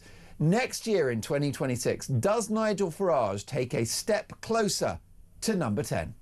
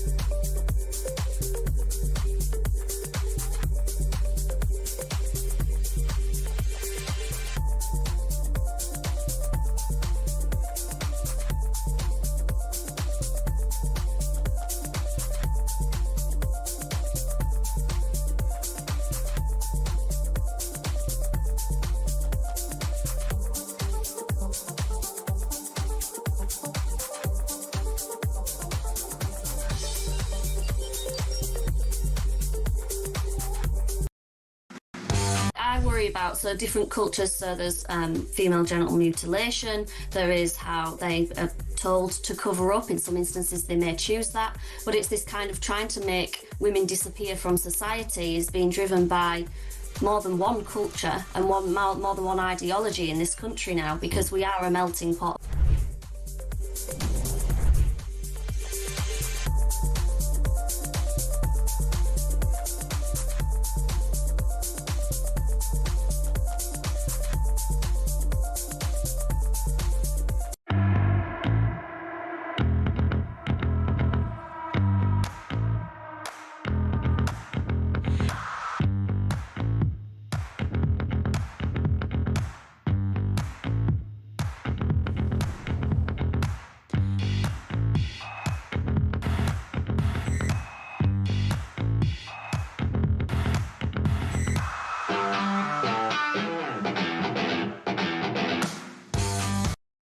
Across the UK, on DAB+, on YouTube, on your mobile, and on your side. This is Talk. You are listening to Talk Breakfast. How about this from Anne in North Yorkshire? Good morning, Anne. She's messaged the show. She says, hi all, if there's one thing that infuriates me, it's when I spend months and years searching for the best Christmas presents for my husband, carefully paying attention to everything he likes or mentions throughout the year, but spends ages choosing wrapping paper so that he can dash out for a couple of hours and scrape mine together. We can tell no thought has gone into the amount of tat I've had over the years. It's not on, guys. We deserve better. Joanna in Salisbury. Hi, Mark and Mike. The Epstein photographs prove that the problem with rich people is that they can have anything. Nothing excites them anymore. They can buy what is illegal because it's exciting that ordinary people cannot have. David Walliams, is his career over? Cliff in Berkshire says, good morning, Mark. To be honest, I never liked David Walliams and found him unfunny. I do wonder what constitutes inappropriate behaviour. Is asking a colleague out for a drink a couple of times counted as harassment? I think they need to give specifics about allegations, not just very general, cryptic statements. Young people will need to have a lawyer in tow in case one person wants to ask someone out. I'm glad I'm an old man. Let's talk about the new year. Your predictions for 2026. Do you think Mike Neville, that Nigel Farage edges closer to number 10 in the new year? Yeah, I really do, and I think many people are like me. They've been on a political journey, so. I come from a working class community, a very Labour focused. My father was like, you know, that was the party for us. You know, my grandfather worked in factories where you lost your hand, you got sacked, you know, and you weren't looked after.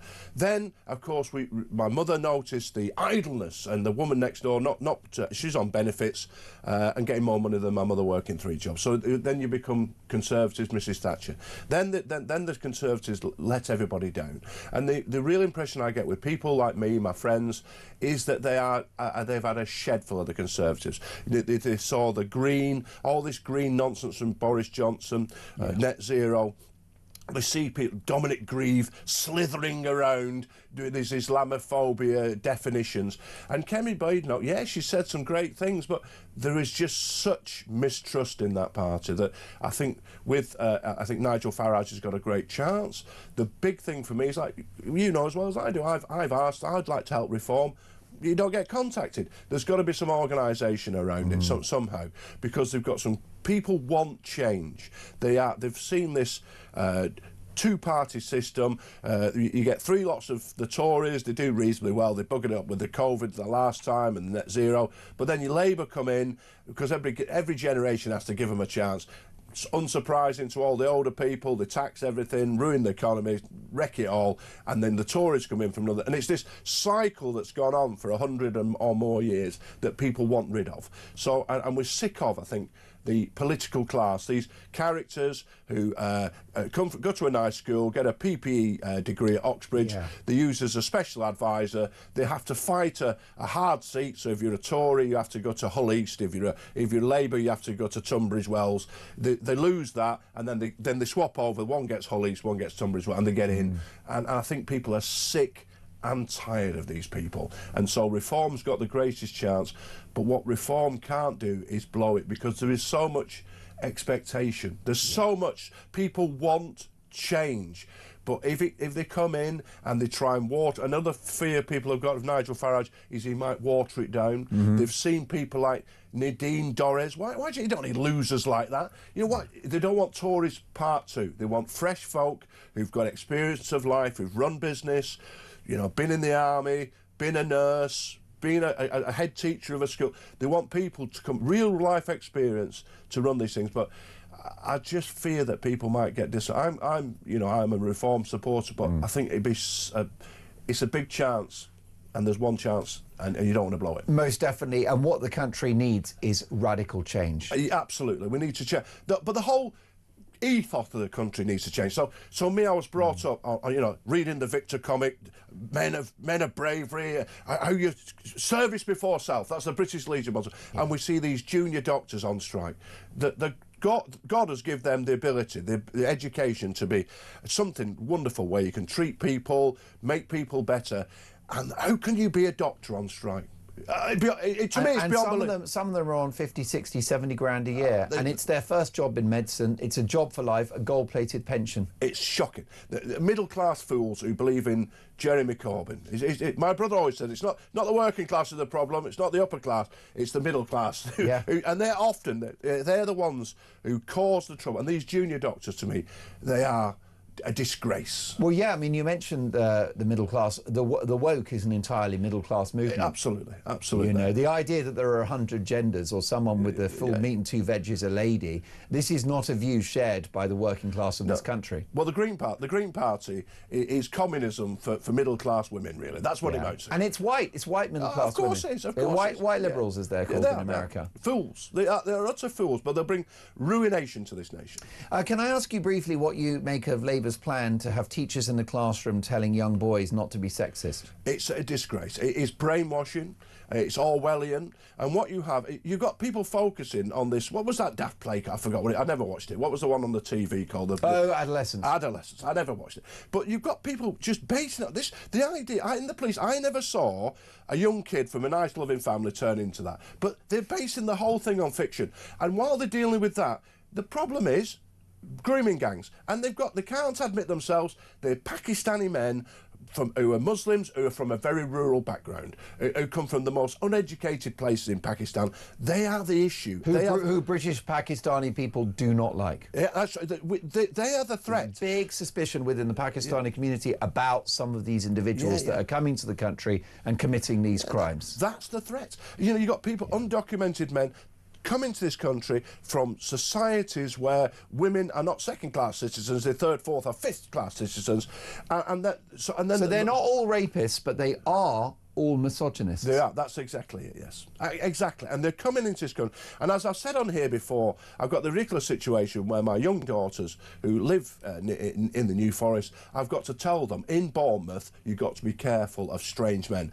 Bournemouth, quintessential English seaside town. How in God's name did we come to this situation where you're having to speak to young daughters about that there? It's an outrage, and it's the political class who failed us. And what's going to happen if you've got teachers lecturing these young boys who are not sexist and not misogynistic? If you lecture them in the classroom, make them feel like they're bad, like it's a crime to be male, they're going to go the other way. They're going to embrace Andrew Tate, aren't they? And one of the big problems is all the time you've got, the police. We must have 50% women in the police. In the army, we must have 50% women.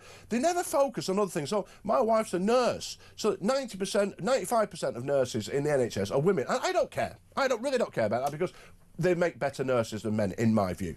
And school teachers, you've got how many? Especially primary. 78. My son, he's a senior teacher in a primary school. How many men are involved? And these young lads, it's feminisation all the time. And being a boy is made out to be a bad thing. Being a boy is a good thing. You know, that's what when the war comes, it won't be this and that. It'll be young men who are sent to fight it. And we can't keep telling young men that they're wicked and evil because they're young men. Men have got a purpose. Women have got a purpose. And together we make a great world. Yes, and the outcomes for boys is actually very negative in this country at the moment. You know, white boys are at the very bottom of the ladder when it comes to getting into university and career prospects. And yet now they're going to get lambasted in the classroom. But they'll be back again. And a friend of mine said, you know, it's like when war comes, you know, you got all these recruiting policies. Oh, we want diversity, we want this, we want that.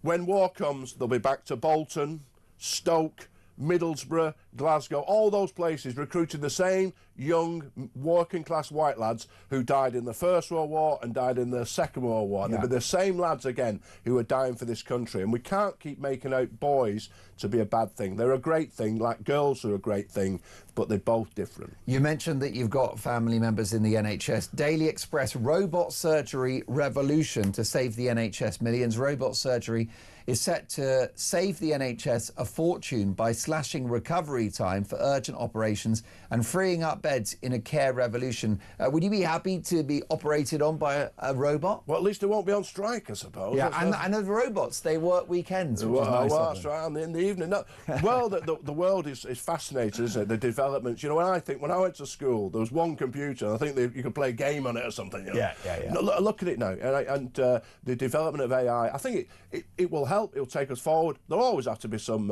human oversight, I suppose, but no bad thing. And they won't be skiving off.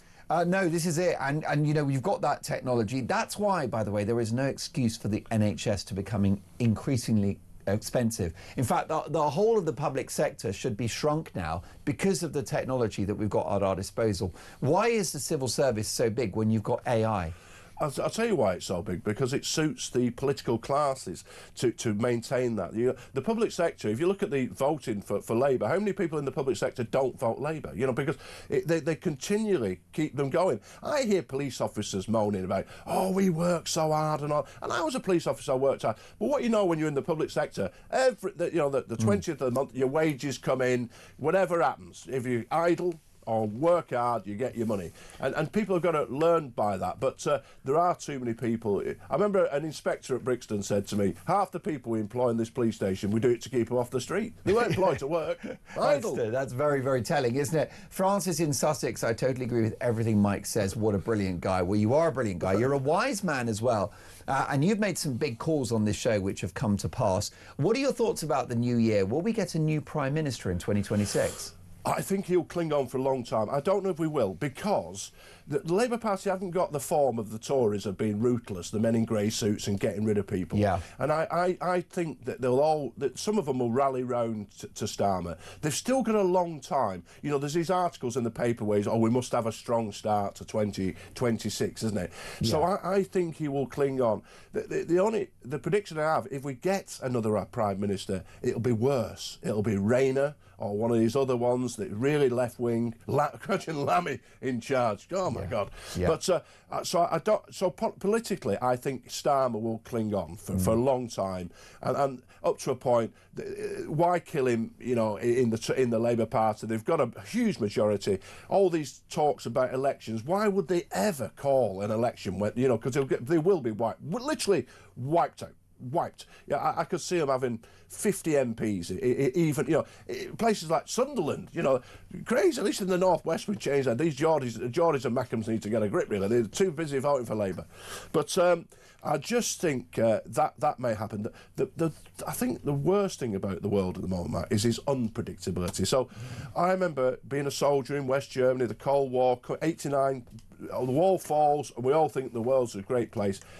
I think it's a frightening world at the moment. That's the worst thing. Well, it really is a frightening world. And just in terms of voters on the right in this country, is it a dilemma for them at the next election? Because you've got the Tories who have experience of government, and then you've got Reform who can promise, or at least are promising, change.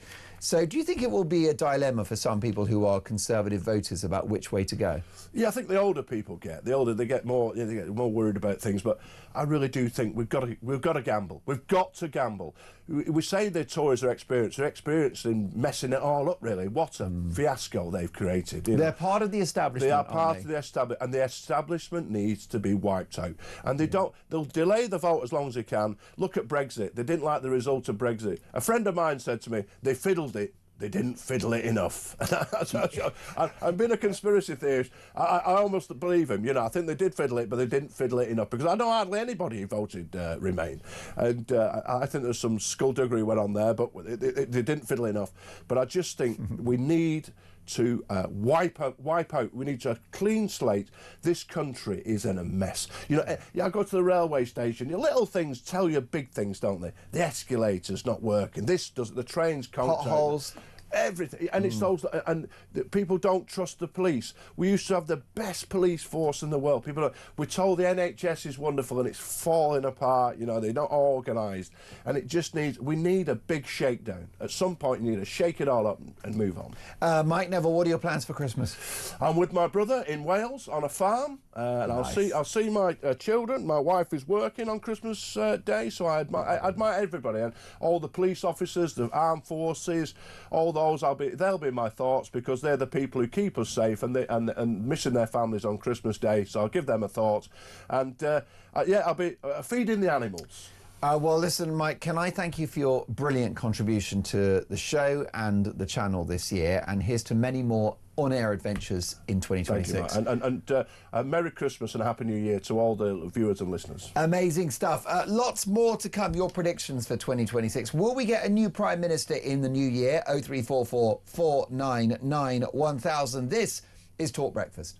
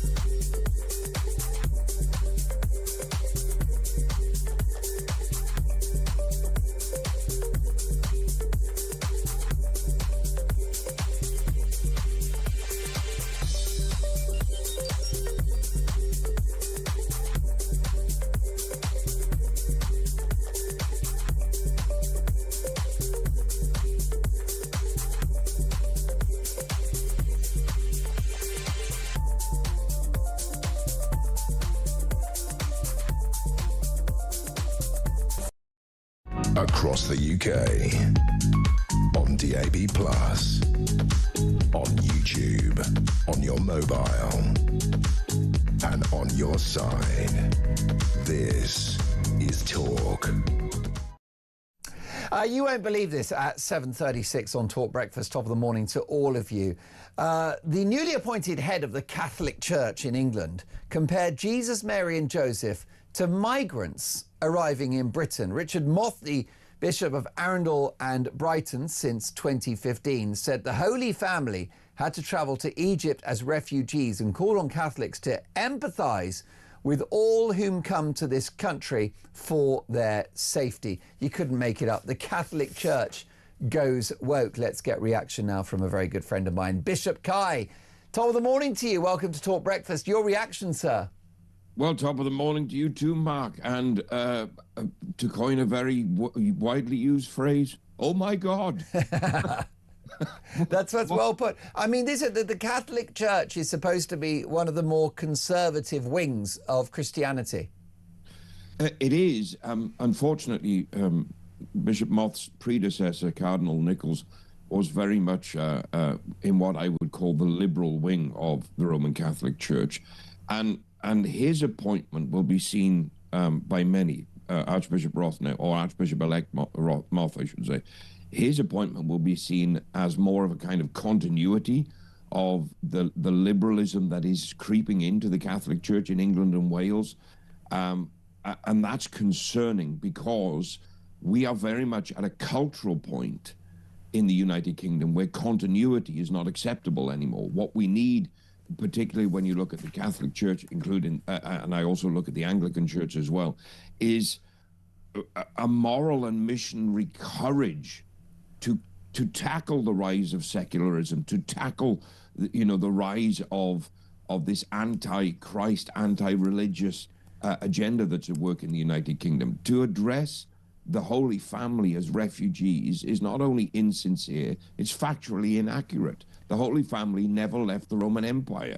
So how on earth were they refugees, traveling from one part of the Roman Empire to another part of the Roman Empire, just a different country? That's like saying, I've crossed the border illegally from Syria into Turkey. I entered the European Union in the far east of the European Union, cross all the way to Germany, but I'm doing so as a refugee. You're not. The moment you enter a safe country, you're not a refugee. Moving through that whole structure does not make you a refugee. So I'm deeply concerned that the head of the Catholic Church in England and Wales now is going to lead them into more of the woke nonsense that we've seen that has infested the Anglican Church and brought about massive destruction within the Anglican Church because of the pushing of cultural and political ideologies rather than the truth and the sanctity of Scripture. Well, that's right. This is peddling a political narrative, comparing Jesus, Mary and Joseph to migrants arriving in Britain. This is essentially selling the idea of open borders, which, it's my understanding, Christian, is actually not a Christian template, is it? Open borders? No, far from it. In fact, the Catholic Church has an entire catechesis position on it. It's called the Catholic Social Teaching, to discuss the whole concept of dealing with the strangers and refugees, as we now call them. The principle of it is that the Church has a moral responsibility, just as the state has a moral responsibility, to welcome migrants and refugees only in so much as it is fiscally responsible and feasible to do so. The Church's social teaching places a high importance on meeting the needs of the native population of any region or any country, something that we cannot deny is not happening in the United Kingdom, because the welfare and benefits being afforded to those coming into the country illegally, and I specifically use the term illegally because that is what they are defined as under the 4 Immigration Acts we've enacted since 1971. They are not irregular. They are not all genuine asylum seekers. Any person crossing a safe country or coming through an unauthorized port of entry is an illegal immigrant into the United Kingdom. Because of that, We are putting huge spending on housing, welfare, legal costs, etc., for tens of thousands of migrants coming into the United Kingdom illegally, tens of thousands of migrants coming legally, and then overstaying visas or not leaving when those visas expire.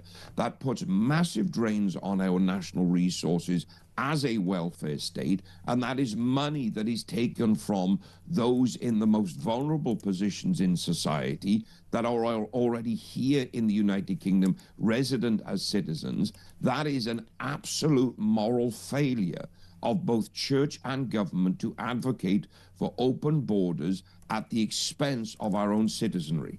Why has the Christian establishment shifted so leftwards, would you say, Bishop Kai?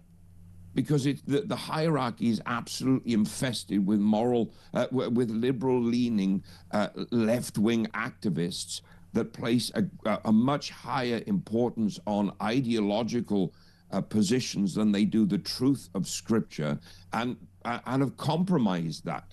Now, I'm of an old-fashioned belief. Anytime you have to pervert the Scriptures or change the canon to fit your ideology, guess which one is wrong?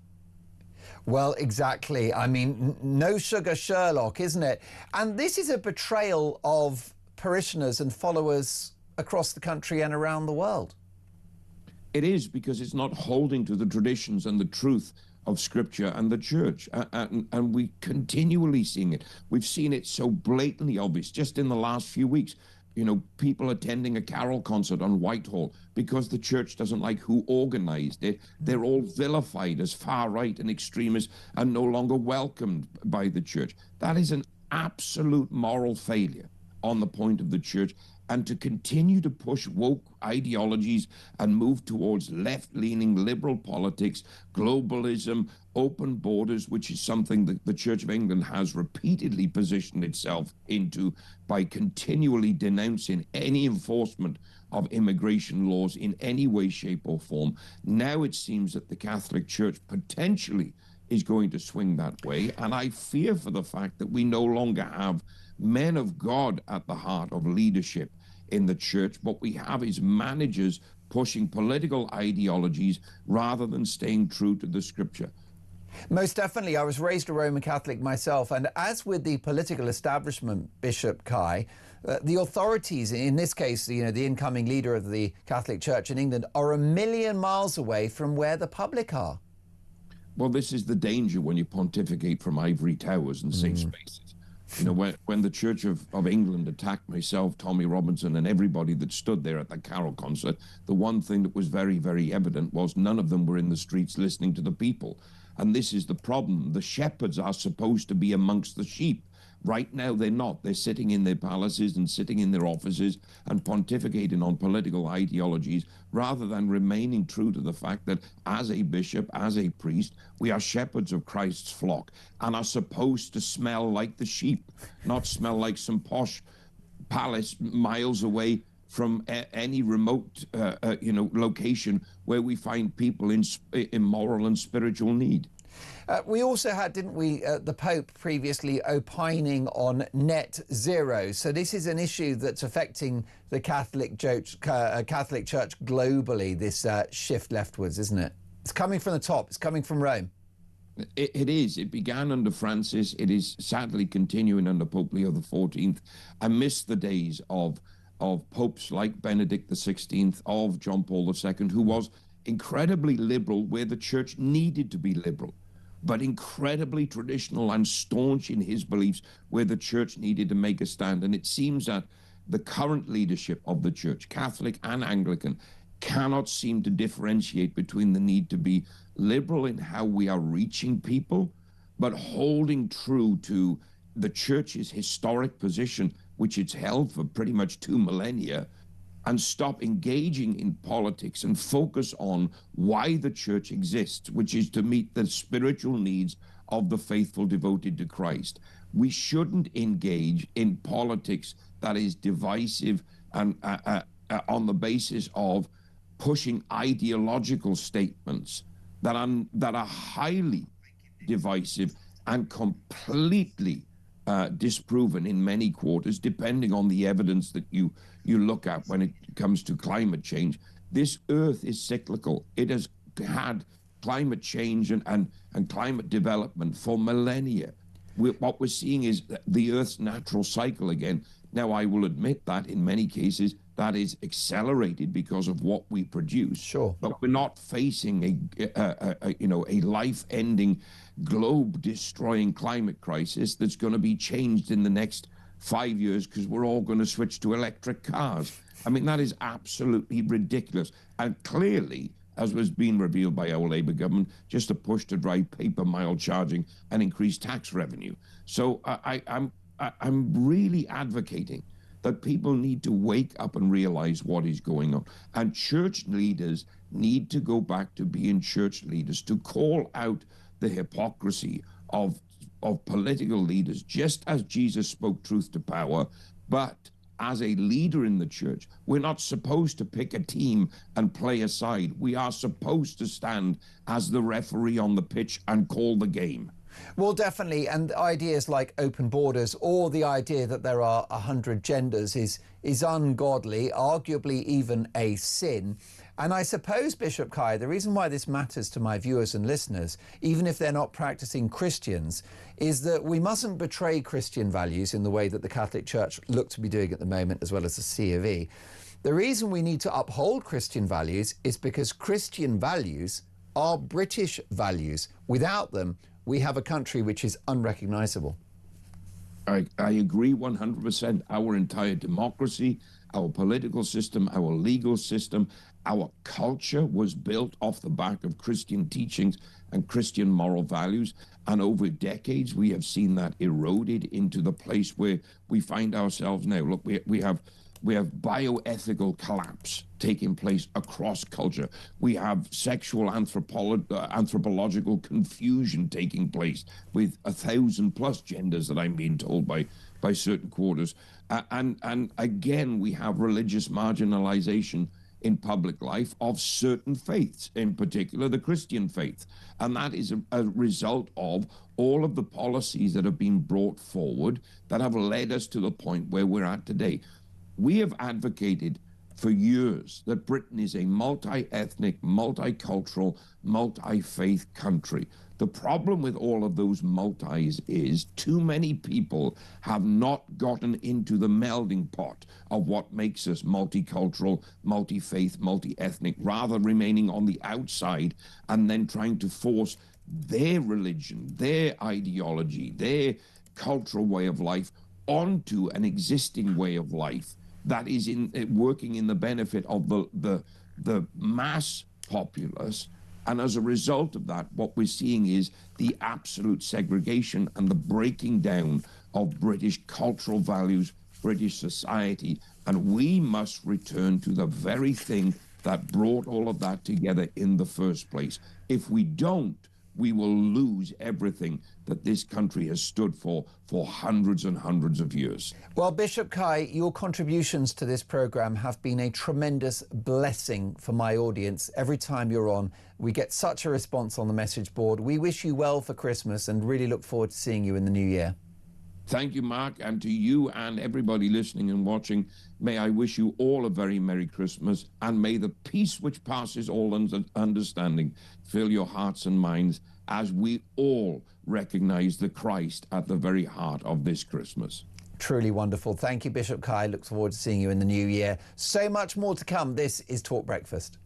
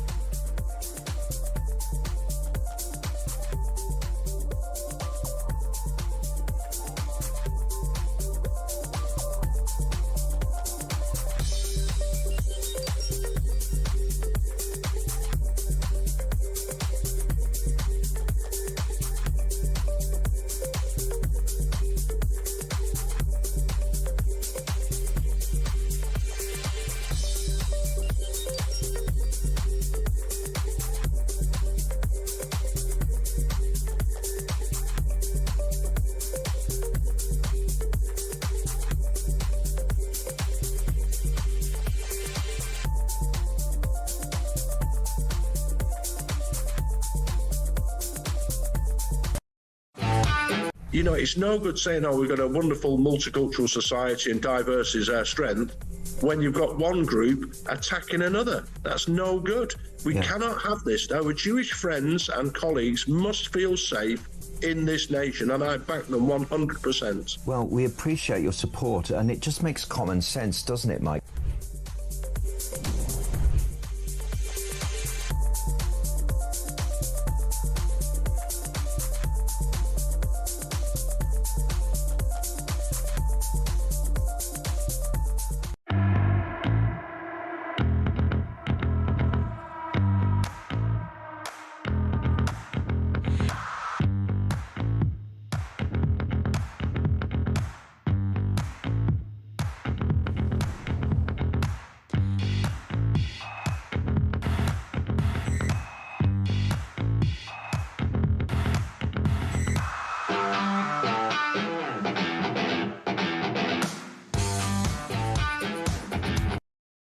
Across the UK, on DAB+, on YouTube, on your mobile, and on your side. This is Talk.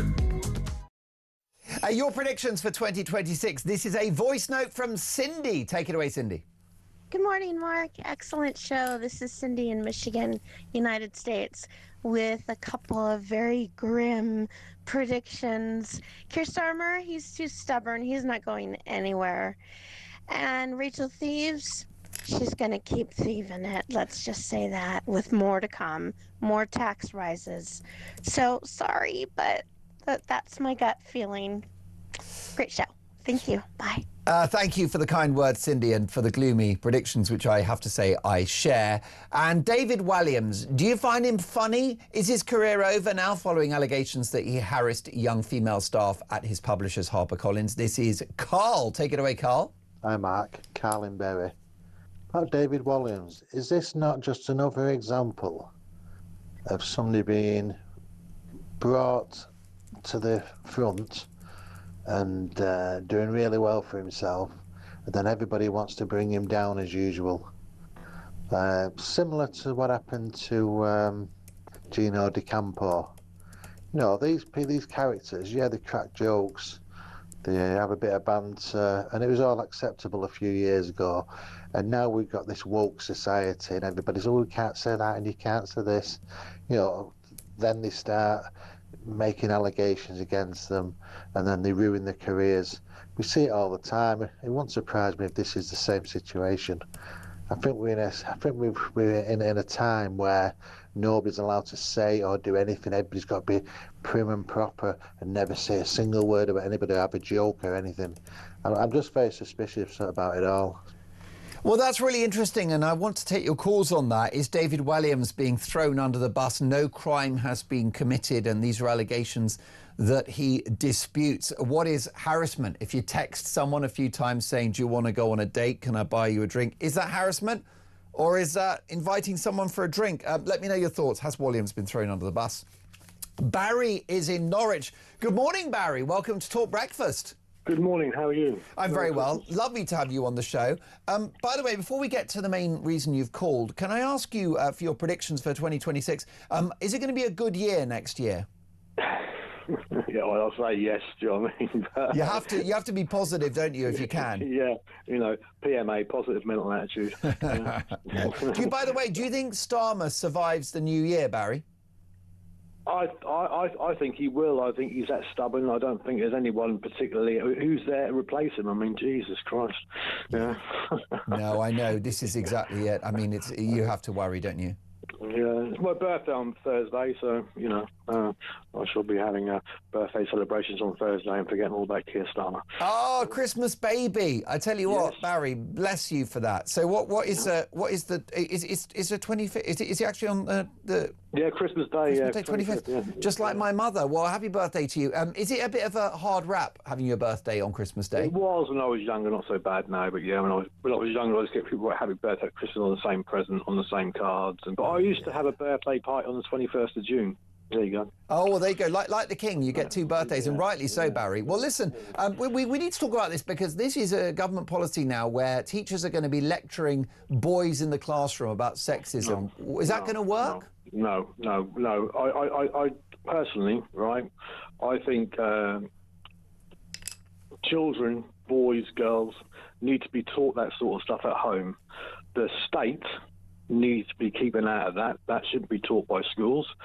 And if they are going to teach misogyny to people, what they need to be doing is going around the hotels and teaching to them little lot who are brought into the country, treat women and girls like garbage. Yeah, and that's what Bridget Phillipson needs to be doing. And that safeguarding minister, what's her name? Jess Phillips? Yeah, Jess Phillips, yeah. Instead of running around and coming above the parapet yesterday and congratulating herself on all this, she needs to start getting that inquiry on the go. Yeah, that rape gang inquiry is what she needs to be getting started. Yeah, and we need to be getting that sorted out. Yeah, not worrying about white 11-year-old boys running around school, do you know what I mean, who may or may not be misogynistic. Yeah, majority of misogynistic and child abuse and rape in this country. We're now the capital of Europe for rapes, United Kingdom. Yeah, I know. Closely followed by Sweden. I wonder what the 2 countries have got in common. Well, exactly. Do you know what I mean? Yeah, right. That's what this government needs to be focusing on. Yeah, right. Well, is this a distraction then? Is it a smokescreen? I personally think that's what they're doing. Yeah, to distract away from that rape gang inquiry. Yeah, right. I really do. Yeah, and I don't think that them young girls, vulnerable young girls who are probably out of the care system, who were put through God knows, I know. Yeah, are never, ever going to get justice. And that, for me, is a stain on this country. Yeah, an absolute stain. And it should be a source of national shame, shouldn't it? Personally, I think the King should step in, dissolve Parliament, get rid of this little lot, and we should have another general election, because all the stuff that they're bringing in, the digital ID, surveillance, scrapping jury trials. Yeah, it wasn't in their manifesto. None of it was. None of it was. Tax rises. Rachel says she's going to have more tax rises next year, potentially, Baz. Yeah, well, yeah. Yeah, we'll see. But anyway, have a happy Christmas and a happy New Year, Mark. I'll speak to you soon. Well, Barry, listen, we really appreciate your call. You speak for millions. Call me again soon. This is Talk Breakfast. Next up, Dolan's Dispatch.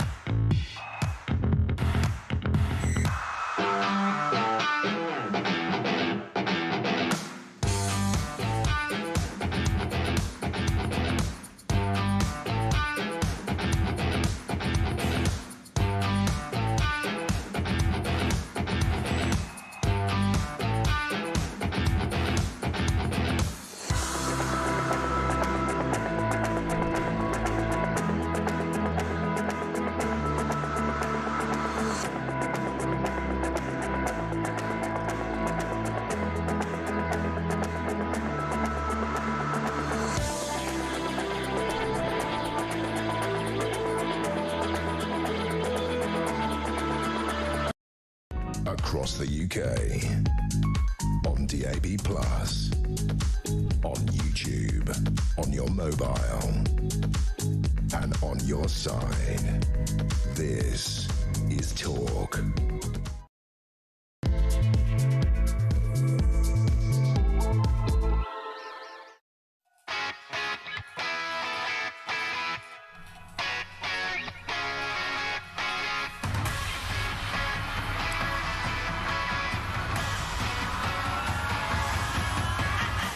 Well, a very good morning. It is 3 minutes past 8. Happy Saturday, one and all. I'm Mark Dolan. This is Talk Breakfast. And breaking this morning, comedian and children's author David Williams dropped by his publisher following allegations of inappropriate behaviour towards young women. Is his career now over?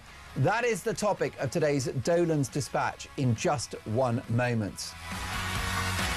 Meanwhile, forget about Scrooge or the Grinch. The Chancellor, Rachel Reeves, has been accused of ruining Christmas for retailers as her budget drives shoppers away from the high street. Is the high street now dead? Where are you doing your shopping this Christmas? And just tell me about your financial circumstances, because I know people that aren't going out, that haven't been to Christmas parties. Companies are cancelling dues. Tell me what you're going through. 0344 499 1000. Rachel Reeves, the Grinch that stole Christmas. Bar humbug. Meanwhile, Rachel from Accounts refuses to rule out tax rises in 2026. Well, speaking of predictions for the new year, what are yours? What are your predictions for 2026? Will we have a new Prime Minister? What are your hopes for the new year? Give me a call, 0344 499 1000. What are your hopes and what is actually going to happen? You can text the word talk in your message to 87222. You can leave us a voice note. And as the saying goes, let's talk.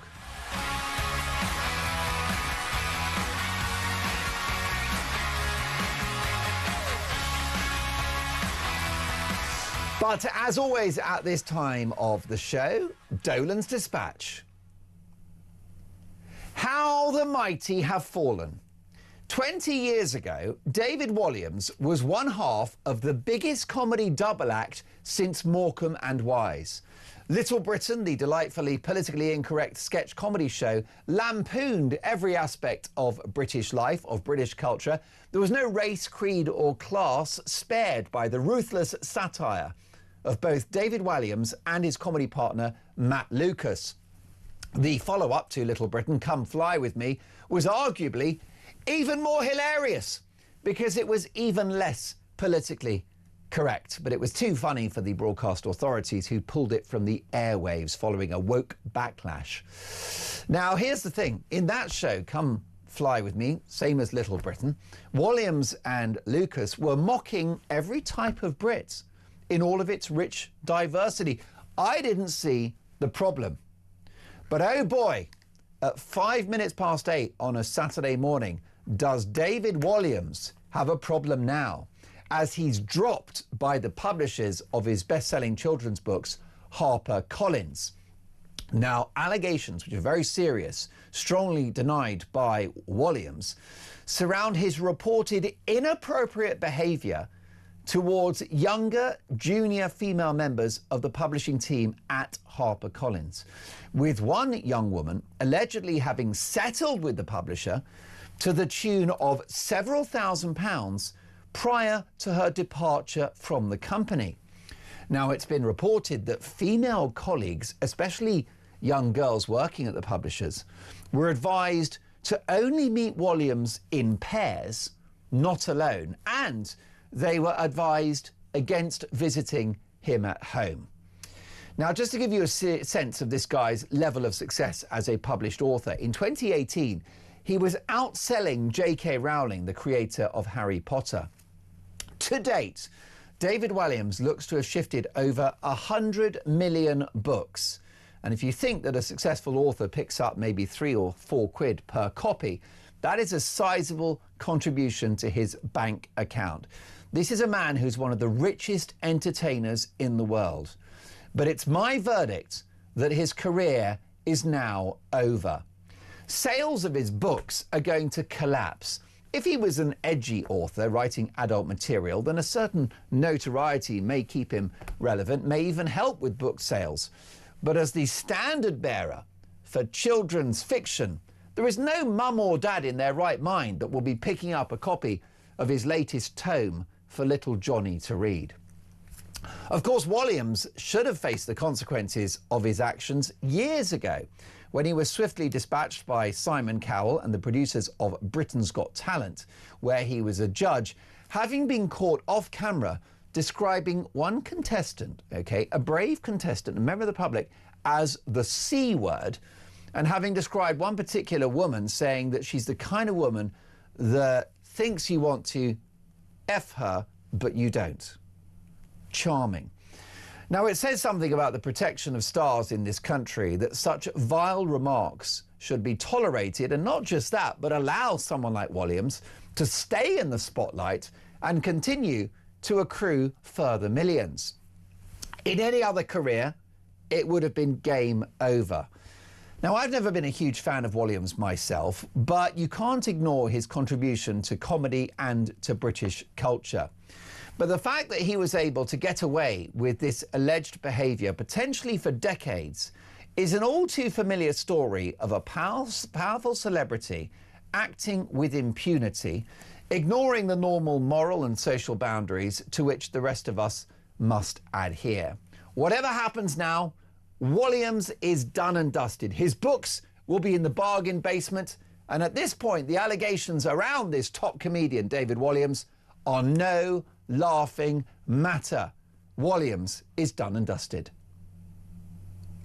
8:09, this is Talk Breakfast. Lovely to have your company. Let's have a look at today's front pages. The Guardian newspaper, number 10 told, fix youth jobs or risk a lost generation. This is a shocking story. The future of the youth minimum wage will come under review as part of a major inquiry into rising inactivity among young people by the former Health Secretary Alan Milburn. The social mobility expert said unless the government tackled some uncomfortable truths about the labour market, there was a risk of creating a lost generation. In an interview with The Guardian, he said that the rising overall welfare bill was unsustainable fiscally and economically, but insisted that any reform of the system had to focus first on righting social injustices. Well, that's interesting, isn't it? You've got a key advisor to this Labour government saying that the welfare bill and that the size of the state is unsustainable. Unfortunately, Rachel from Accounts didn't get the memo. We've got record debt. The cost of servicing debt is double our defence budget, OK? And that's just the interest, not even the repayments. And yet you've got an advisor telling them that essentially the wheels are going to fall off, that we are in the red. It's not going to work. We need radical change, folks. Will we get it in 2026? I'm not sure we will. Daily Telegraph, David Williams, harassed female staff, author dropped by HarperCollins over inappropriate conduct claims. Have you ever found him funny? Is David Williams funny? 0344 499 1000. And has he, as suggested by a previous voice note there, has he been thrown under the bus, given the fact that the allegations are not criminal and that he denies them anyway? Is this trial by media? Let me know your thoughts. Vladimir Putin vows revenge after Ukraine strikes tanker in the Mediterranean. Now, that's one thing you've got to hope for, is peace in 2026.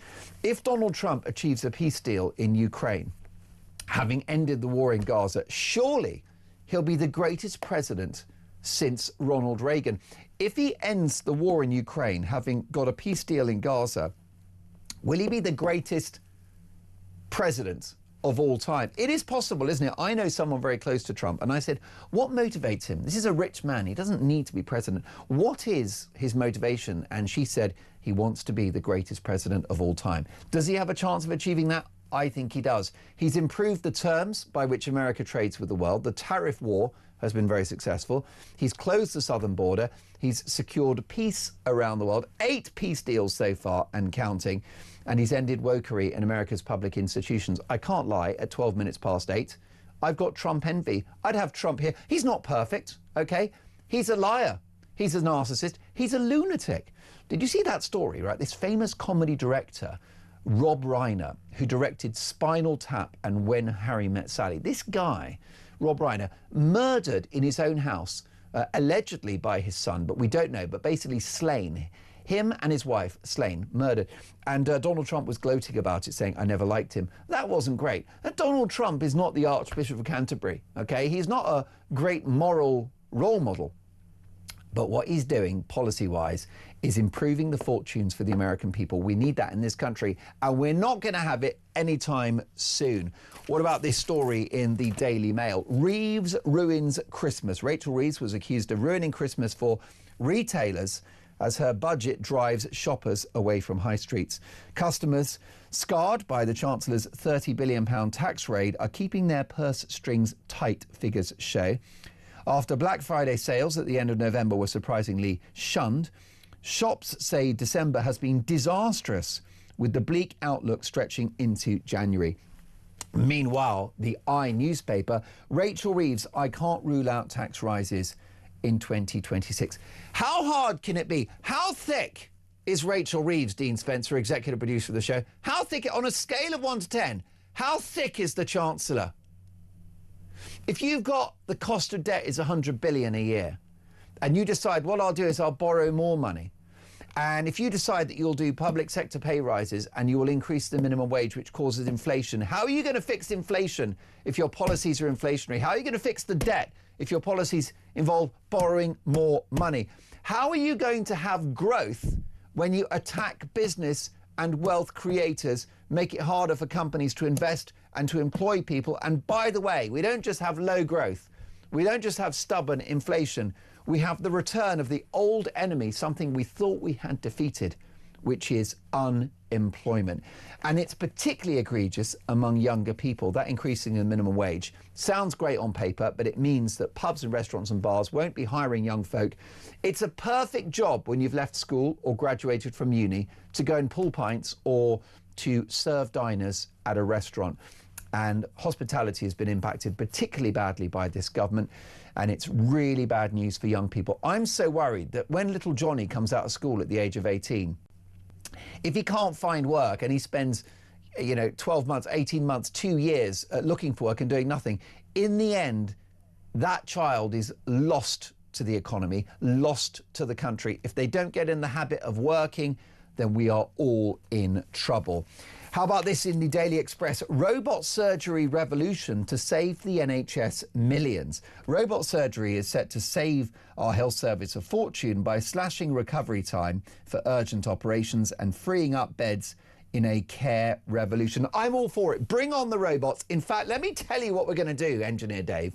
Let's actually call the bluff of those resident doctors. I won't be told, by the way, what to call people. They are junior doctors. OK, so on Talk Breakfast, I've decided we will not use the expression resident doctors. We'll call them junior doctors because they're junior.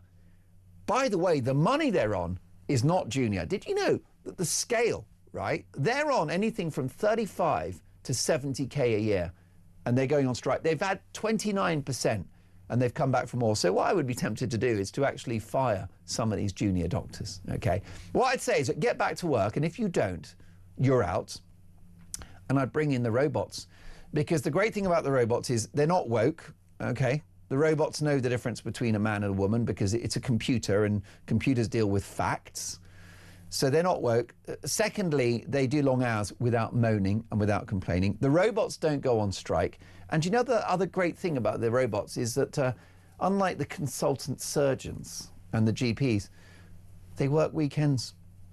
It's exactly right. The robots will pitch up. They're not swanning around a farmer's market on a Saturday morning like all of those are very relaxed medics who don't seem to worry too much about patients if they fall ill on a Saturday. Bring on the robots. By the way, I'm a big fan of AI as well with your health things, right? You should always take the advice of your GP. That's number one. I've got to say that. But I mean, seriously, the chat GPT and the AI now, you put your symptoms in, you get a good overview. It ain't bad. At least the chat GPT gets back to you, unlike your local GP surgery. Daily Mirror, royal exclusive. William joins the SAS. Proud Prince of Wales to be patron of elite units welfare charity. The Sun newspaper, James gets down on one need, which I think is the headline of the day. This is James Martin, TV celebrity chef, who is to tie the knot with his fitness instructor girlfriend, Kim Johnson. There you go. And Daily Star. Star harassed young women. Walliams is axed. Kids author and comic David Walliams has been dropped by his book publisher over claims he harassed young women. Shocking stuff. Your predictions, please, for 2026. Will we get a new Prime Minister in the new year? Is that something that would improve the fortunes of this country? And here's the other question. Will Nigel Farage take a step closer to number 10 in the new year? That's next.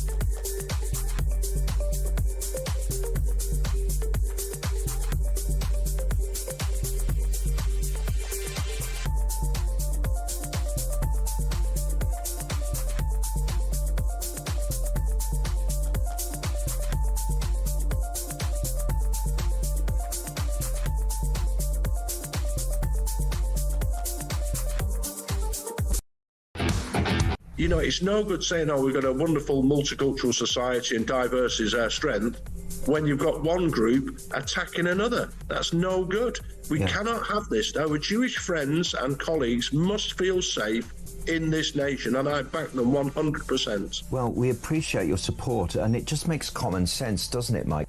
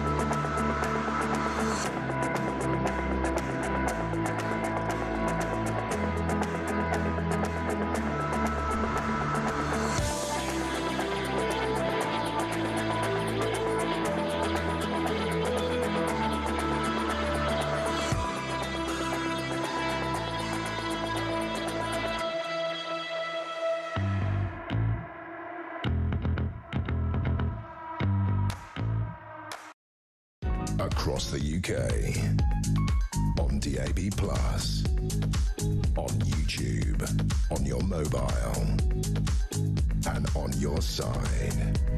This is Talk. Your predictions for 2026. What are your hopes and dreams for the new year? 03444991000. With me in the studio reacting to the big stories of the day, I'm delighted to welcome two political broadcasters, Peter Barnes and Jim Dale. Morning, chaps. Morning. Good morning. Can I say that obviously it's a very regular joust that the two of you have. You battle each other, a battle of ideas, but Jim Dale has already won because he's wearing an excellent Christmas jumper. Yes. If you're listening on the radio, you won't know that he's wearing a lovely light blue jumper with a big snowflake on it. Yeah, and it might be apt because of what's coming. And as a meteorologist, as people know, it is getting colder, and there is now, and I'll just say this as in a guarded moment, and that is there could be a few flakes on the day itself. But if there isn't, then certainly afterwards, as we move towards the new year, much colder. You'll be scraping ice off your window screens, all the rest of it, and I think snow is going to become a lot more widespread as we move towards New Year itself. So the game is on. So there's a whisker of a chance of a white Christmas. It is exactly that, no more than that. It won't be laying deep Crispin even, not that, but an odd flake either end of the day, the cold ends of the day, is potentially there on the latest charts, but we'll have to wait and see. We're at 5 days away, 5 days away. Yes, and of course, the South and the Midlands, that will be the least likely to get the snow, but would you say or not? In this case, the South is actually the South and South East for a change. Why? Because we're getting an easterly. Not quite the beast from the east at the moment, but at least the squeak from the east, and in that case, it tends to be the Kents of this world and into London and these sort of places that might just get an odd bit and piece, but that's all it'll be. You're just going to feel the cold as you go towards it and through it, and then beyond it, it gets colder still, and that's when we start to get a little bit interesting as the winds turn to the northeast. You'll have been asked this a million times, but what constitutes a white Christmas? A white Christmas, in terms of the book, is on the day itself. I'm one of the official adjudicators for that. Independent. A snowflake, or I will mention them, Bet365. If you go there, you can get sleet or a snow grain or a snow pellet, and it will still count. And that's not just for London, it's also for the United States, various cities there, Europe the same. You can even choose which place in the US and UK will be the warmest on this day. So it's quite interesting times for me. And what you can say, sorry for staying on the weather for so long, but our viewers and listeners, we're all obsessed with it. Whether or not it's a white Christmas, it's going to be, because where are we now? What is it, the 19th, the 20th? 20th. So is it going to be, what, today? Yeah. Oh, you kept that quiet. I know, I did, but it is. Well, I won't sing. I normally do, but anyway, you know. I'm not going to sing because I don't want to upset our audience, but what I will say is happy birthday to you. Thank you. And Christmas. So, go on, you were saying. So, yeah, basically, birthday boy, I want to ask you, you've got to be nice to him now, Peter, because it's his birthday. It's going to be a cold few days in the run-up to Christmas. Yeah, it will get progressively cold as we go there. You'll feel the easterly wind. This place that we're in at the moment, not the studio, but down there in London Bridge area, it'll funnel down there, and you're going to feel it. It'll be a glove job as we go towards that day itself. So yeah, and through it and beyond it, you will see. I'd like to wish you a very happy birthday. Is it difficult to get people motivated to celebrate your birthday 5 days before the big one? Even myself, to be honest with you, it does sort of coalesce into just one big time of year. And do people try to save the presents? They say, "Oh, we'll give you everything on Christmas Day." Do they do that? Do they save it all up? Or do I get presents nowadays? Yeah, there's a little bit of that. It's the travelling and all the rest of it, family, etc. They've got to travel in, so they're not going to do it twice. But Christmas babies, they get shortchanged, don't they? Yeah. Yeah. Terribly. It's terrible. Well, listen, let's get on to politics, because actually what should be happening at the moment, Peter, is the economy should be very, very productive, because I think over 60% of our economy is based on consumption, which is us buying things. Yeah. And we're not doing that at the moment. If you look at the front page of the Mail newspaper, Reeves ruins Christmas. Rachel Reeves was accused of ruining Christmas for retailers as her budget drives shoppers away from the high street. Yeah, well, I find it quite interesting that Reeves also came out and blamed shops for the downturn, which I thought was quite extraordinary. But this woman will never take accountability. But that's just the Labour Party in general. Well, she's still blaming the Battle of Hastings for her current economic woes, isn't she? It's just it's ridiculous. Or the fall of the Roman Empire. Yeah, you know, the day of the week, the time of the day. It's utterly pathetic. How did she blame shops, by the way? Well, it just seems to be that she's saying that they're not opening long enough, that they're choosing not to hire, because the fundamental problem is that people like Reeves don't understand how people work and how businesses operate. That they've got to keep costs down, they've got to keep making a profit to stay open. She doesn't understand, and this is quite central to the Labour Party, well, the government in general, is they don't really understand why people are annoyed about having to pay more tax. They don't really understand it. They think, well, why wouldn't you want to do this? And because the Labour Party have been absolutely catastrophic at explaining explaining themselves about their rationale for any of this, because they've always lurched to, well, we've got to feel this black hole, or we've got to do this, we've got to do that, but they've not brought people with them. And these days, in political comms, you've got to start convincing people to move with you and not just start shouting at people to do something. It doesn't work like that anymore. It doesn't indeed, and it doesn't bode well really for the next year or two, does it, Pete, Jim? Because the issue is we need the economic growth, right? You're, I guess, on the left politically, so you want investment in public services. You're only going to do that if the country grows. Well, the last time I saw it, the retail index came in at down 0.1% rather than up. So it's kind of static. Now, look, when you've got a hole to fill, a huge hole that was left by the last government, when you start to fill that hole, it doesn't look as if you're making much ground in the first few yards. In other words, it takes time, and it does take time. And I think that headline is premature. We've not even reached Christmas yet. So whether we talk about snow or whether we talk about people buying whatever they're buying in the shop, certainly in terms of what I see and where I am, in terms of the amount of parcels that are coming through and seeing from Amazon, for example, I think the jury's out. I think we have to wait, and I think we have to be very patient in terms of turning the economy around. Yeah, it is hard graft at the moment, and probably Peter's right in terms of saying some of the sort of what you say marketing by Labour has not been the best. But given time, interest rates on the way down, inflation on the way down, these are the sort of things that count. The pound is very stable. It's not like it was under Truss and Johnson. It's going in it's stable. So I think this is the time for just waiting and seeing and seeing how this actually flows out. Money in people's pockets from the budget in terms of child benefit, for example, in terms of pension, which was kept the same. In other words, the triple lock was kept the same, and other aspects of that, they're going to feed through. And they will feed through into retail. The other thing that's feeding through is inflation, which is a tax on everyone. Also tax itself, which is now at an unprecedented high. And you've got companies that are laying people off because they're trying to find the cash for the national insurance tax rate from 2 years ago. You mentioned the black hole, or the hole that needs to be filled. Yeah. Well, we had the original black hole, which was disputed, but we've got the second new black hole, self-inflicted by this Chancellor. I don't think so. I think, as I say, I think one thing to say, we need patience. Whose hole is it? Is When it the OBR, else's? well, this is the point. You did that classic trick if you missed out Rishi Sunak. In that little speech, you missed out the bit where the economy was actually trending up, where inflation was coming down, and there was actually a surplus left when the Conservatives left office. So they always miss that bit out because you have to lurch back to Truss to kind of prove your economic chaos theory. But the reality is, when the Conservatives left office, the economy was actually trending upwards, not where it is now. And voters will look at this and say, are you better off now than you were a year ago? And most will say they aren't. So you look at businesses, that is going to kill the Labour Party at the May elections because it is about business rates. And that is absolutely crippling any chance of a high street revival. Most people I've sat here and listened to when they phone in, it has gone up by £8,000, £10,000, £11,000. That also means you've got to make £20,000 on average profit before you can even pay the tax that's now gone up. So this is the point. And that's Rachel before Reeves the national insurance.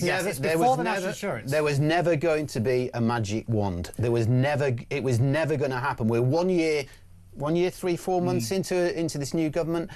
Look, I think in the best will in the world, it does take time for these things to change around. It does. It's simple as that. I don't think anybody, we've got this sort of thing of thinking that things can happen overnight. You change the government and things are all going to change. They're not. But how are you it's as simple as that. You think things are going to get better? You're suggesting growth. I'm suggesting growth will come eventually. Right. Well, how do we get growth if we're taxing businesses and if we've got inflation and if we're going after wealth creators who are leaving the country? How does that help with growth? I would suggest in a very small way. I'm a wealth creator. I give my tax over.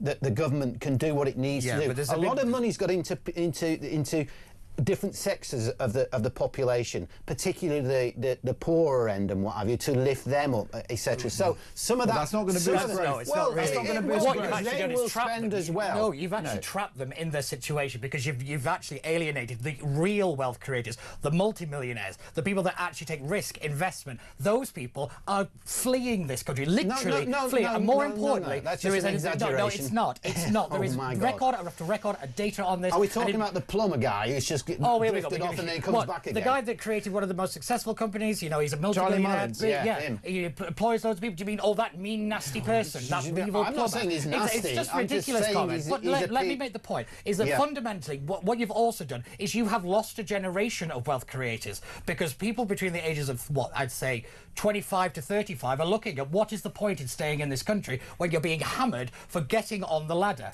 That's the point. That's the generation that this Labour Party has absolutely decimated. No, I think and it's just ridiculous to argue otherwise. I think it's over-the-top talk. It's as simple as that. We have to be patient. I think we're not in a perilous situation in terms of what is being put out in places like the Mail, etc. So let's wait and see what Christmas does. Let's wait and see what the retail wait a minute. You're doing that thing called gaslighting, where something bad is happening to someone and you say it's not happening. Because let's have a look at the Confederation of British Industry, who have said sales have dropped this month compared to last, describing December as poor. You've said we've not had the Christmas shopping yet. It's the 20th. Anyone worth their salt has done most of the Christmas shopping already. And Black Friday, which is a great chance to get some Christmas bargains in November, was a disaster. So the numbers are in. The economy's in freefall. Well, I'm not saying... When are people going to go shopping? Christmas Eve? Well, go into the high streets, you'll see it's full of people. It's full of people shopping. So I think, as I said to you, I think we need to be patient. Let's wait and see what it actually brings when we get the results in January. And I take your point, but here's my question to you. What is it going to look like? What will this growth look like? You know, where do you think growth will be in a year's time, let's say?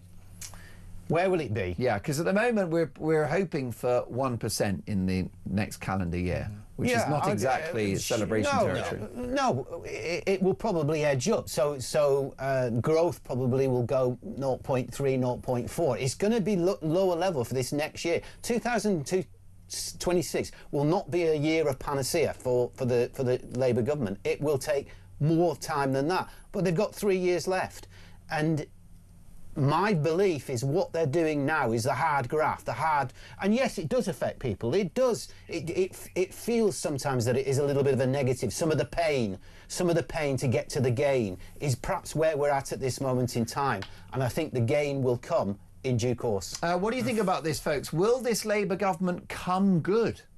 Are things going to get better thanks to Starmer and Reeves? 0344 499 1000. This is Talk Breakfast.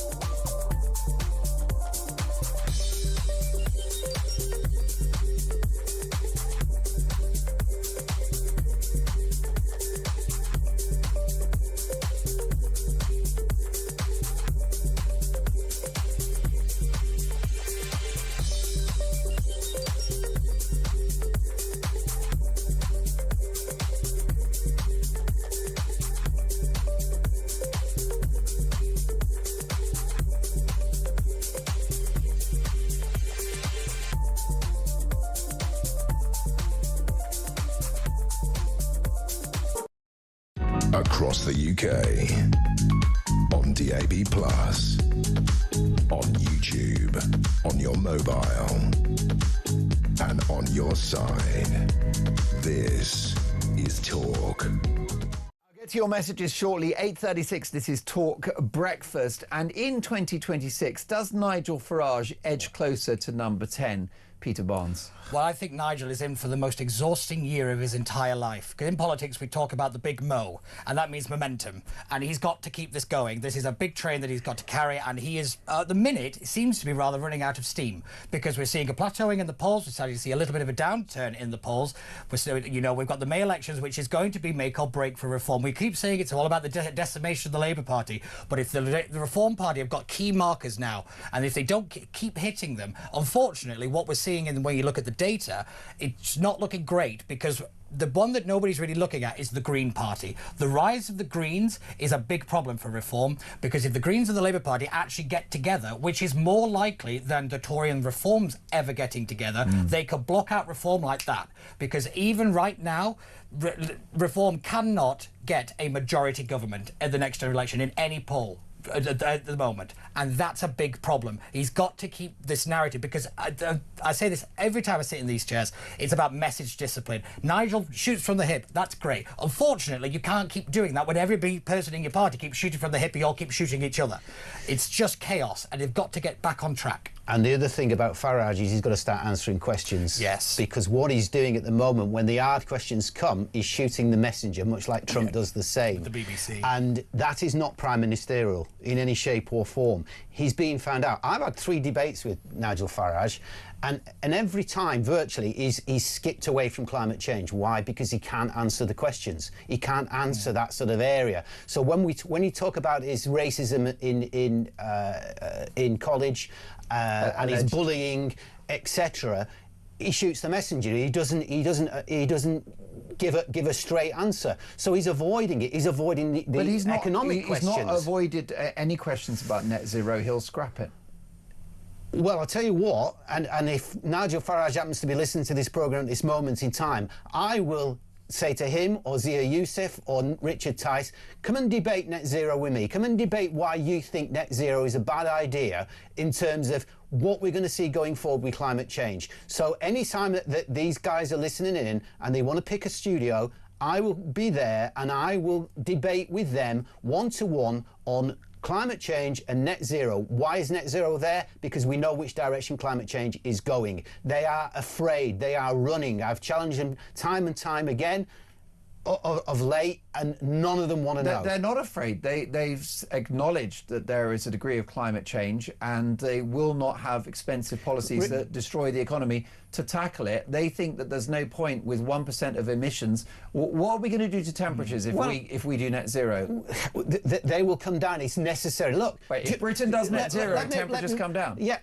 Compared to when China we do our little bit, like everybody else is doing their little bit. Are they? Yes, they are. Not really, but America and China are just dominating this and only pushing further ahead in fossil fuels, not renewables. I think so when two major combustible nations... Peter, you're wrong. China is well ahead in terms of renewables. Just have a look at the... Yes, because they're selling it around the world for people to cripple themselves, which is what they're doing. Just on the point of Richard Tice, for example, Dubai. Did we look at the pictures yesterday of the flooded streets in Dubai with cars floating down, etc.?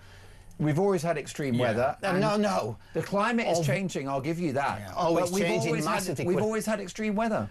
We've got less forest fires now than we did 100 years ago. We've got less forest. We've got whenever there's a forest fire, we've lost a third of the forest since the Industrial Revolution. Well, it doesn't really help when you have the COP33 conference, and you mow down half of the rainforest just so you can have your runway for your private jets. I've got great news for you, which is with higher carbon emissions, we're going to have more trees, so that solves your forest problem. No, the only way we're going to get trees, what they love is carbon dioxide. So bring it on. I might buy a diesel just to help the trees. Yeah, it's not. It doesn't work like that. What they don't like is extreme drought, extreme heat. That kills. See, this is the problem. You keep using the word extreme. Ask UK farmers, okay? This is a good one because probably a lot of farmers listen to this programme. Okay, that's true. They lost combined £800 billion through. This is UK farmers through last summer. Why? Because of the drought. Yeah. Go to them. How can they be actually supporting Farage, who's essentially a climate denier, sits on the fence? And by the way, you can't sit on the fence. If you're going to be prime ministerial, you cannot sit on the fence as far as these big questions are concerned. Well, these I agree. problems going forward. I'm going to give you that. I'm going to say you are right. Okay, the farmers are struggling because of climate change. Yeah. You are right. But the issue you've got, for me, it's like COVID. COVID was this nasty virus, right? Awful, and it took too many of the people that we love. I get it. But the measures to stop COVID were far worse than the virus itself. Yeah. And my concern with net zero is that, yes, I think the climate is changing, and I think the farmers are suffering. It's good to hear. Okay? It's good to hear. And also, I think we've got floods, and we do have fires and all the rest of it. And of course, Greece, 45 degrees in the summer. So all that's true. The issue you've got is the measures to tackle it make no sense and will be very destructive and won't even achieve the desired outcome. Look, I think we're in a position of transition. We've got to get there, and we are getting there. If you look at Norway, for example, Where's electric cars in what do you mean Norway, by there? you're talking about 85% of cars now in Norway are electric. They lead the way as far as this type of thing is concerned. But motor vehicles are a drop in the ocean when it comes to carbon emissions. People forget that. Cars, it's less than 5%. Yeah, there's lots of so components. who cares about cars? You know, your clothes that you wear, when you throw them away, or even if they're not used from big manufacturers, they end up in this goes back to the point I was making about the Labour Party, is what... whilst I don't disagree with climate change and all this stuff, but it goes back to taking people with you. Too many people on your side of the argument just continue to browbeat people and say you've got to do this, you've got to do that, otherwise the world is going to end. And people like yourself have also not done enough to put down the people that are catastrophizing Peter, for the sake of I will clicks. tell you when this will the proverbial will hit the fan. And that is when we get a major catastrophe in a major area. See, we've had extreme, we've had Los major, Angeles. but you've got to define what that means. Well, because when I was find at out. school, You've people got to like find you were out. saying that the Maldives wasn't going to exist. Last time I looked, it still exists. So you keep catastrophizing, yet the catastrophe never happens. So this is the point where nobody starts to believe it. Is I look at the data, I look at what's coming in from Antarctica, from the North Pole, etc., in terms of ice loss.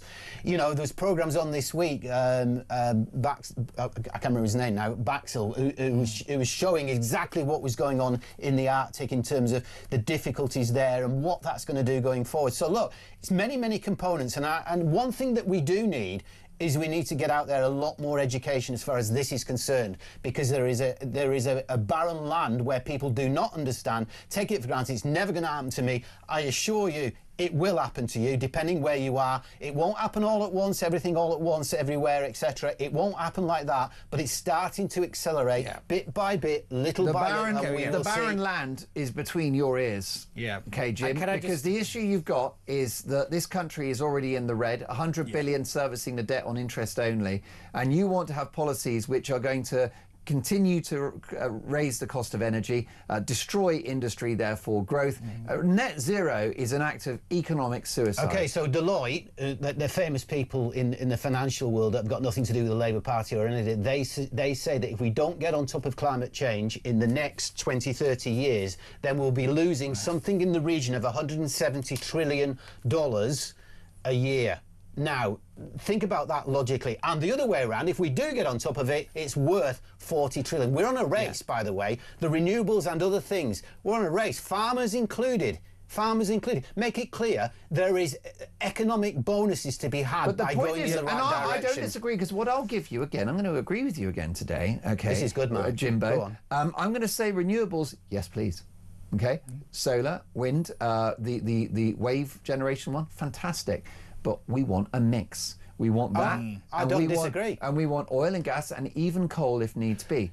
But that's where we are. But we're not with this Labour government. No, No. Are we doing a mix? No, we're definitely not. No, of course, because most of it's still subsidised up to the back teeth. This is half the problem. Let me make a point. I like you speak like Peter me. Barnes. Peter Barnes, take it away. Because the fundamental thing, I don't disagree with what you want to do. However, when you're making people choose between heating and eating, being taxed out of existence, and then you see suddenly people flying around on private jets, going to big conferences, you're not winning the argument. So that barren land is being encroached on by people you don't like. So get better at arguing and bringing people with you in your argument, because all you're doing is lecturing people, and we know from now people don't listen to lecturers. I think you'll find energy bills will be going down by £150 a year very shortly. I bet there's a lot of people that are ringing this British show that will disagree with you. have said this is going in the right direction. Please don't peddle the 150 lie, don't because peddle that is targeted to lower income households. Most people, so it should be. Sure, but that's misinformation to pretend that we're all getting a cut. Most of my viewers and listeners will not. It's going to go up 300 in a year, which is what it's going to. And by the way, we don't have a policy of an energy mix, Peter, because look at Labour's policy in the North Sea and the tearing up of those licences and what Ed Miliband has done. Oh, I think Ed Miliband is probably one of the most dangerous dangerous people in the country right now, because he is ploughing ahead, and this is half of the problem, without thinking about the consequences, because it is all about one single focus. Policy does not happen in a vacuum. You cannot, as you make a good point about the COVID example, because yet again we focused about we've got to protect. Nobody thought about mental health. Nobody thought about the economy. You've got to start thinking wider to then actually put together a sensible policy that you can convince the public to go along with you. That is how grown-ups should be doing government, not screaming the world is going to end unless we suddenly start taxing everybody. That's not going to work. This is the point. I don't disagree that we need to start doing more. However, it's about actually getting more done and how you do that effectively, rather than just screaming at each other where you just become the opposite of Nigel Farage. I think you're not seeing quite the picture. It is changing. It's a transition, and we are transitioning. That's exactly what is happening. But at it's this about in moment the transition about whether you keep people in line with your argument. In the transition period, you could go either way. This is the point. That is down to education. That is down to saying, well, this is what we're doing, and again, why shouting we are at people, doing it. taxing people, it's not going to convince anybody. You said Ed Miliband is the most dangerous person. He's not. I'll tell you the most dangerous person is, and it's Farage, Tice, Youssef and that bunch, because they are totally ignoring it, totally not prepared to answer the question. So, as I said again, if they're please out don't there, make me defend Nigel Farage. You don't need... I think... Because I'm sorry, I think they're incompetent, so they're probably not going to be able to get anything done. And that's why they are unfit for government. This is the point, is making such extreme comments, making these kind of arguments, is not bringing a public that is already sceptical with you in whatever thing you want to do. Rishi Sunak actually made one of the most sensible speeches on this, saying that if you aren't able to convince people that you're not winning the argument, what you're doing is you're pushing people, you're using stick and not carrot. Net zero has failed purely because it has been nothing but browbeating and all stick and no real incentive. And junk economics. And junk economics. So what replaces net zero? If you don't have net zero... Unfortunately, I don't think we can replace net zero because I got the answer to what replaces net zero. Next.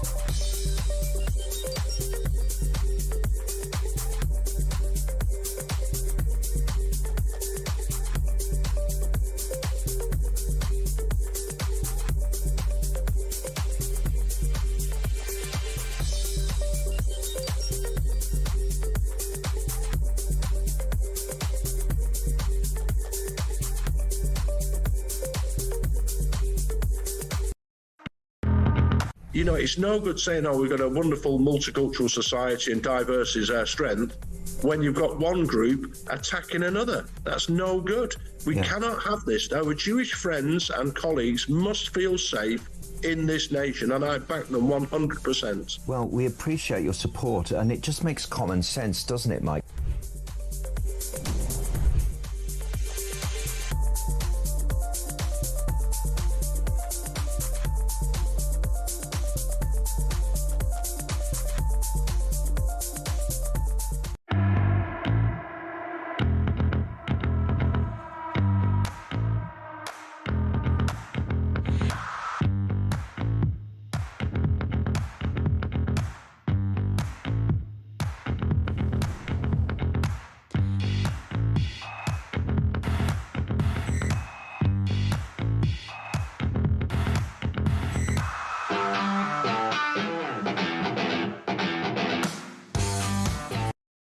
Across the UK, on DAB+, on YouTube, on your mobile, and on your side.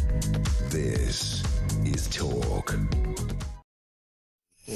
Listen, what about net zero? Oh, yes. So what did I say? I promised to... You said what replaces net zero to combat climate change Oh, if yes, you don't have net zero. I don't... I have the answer.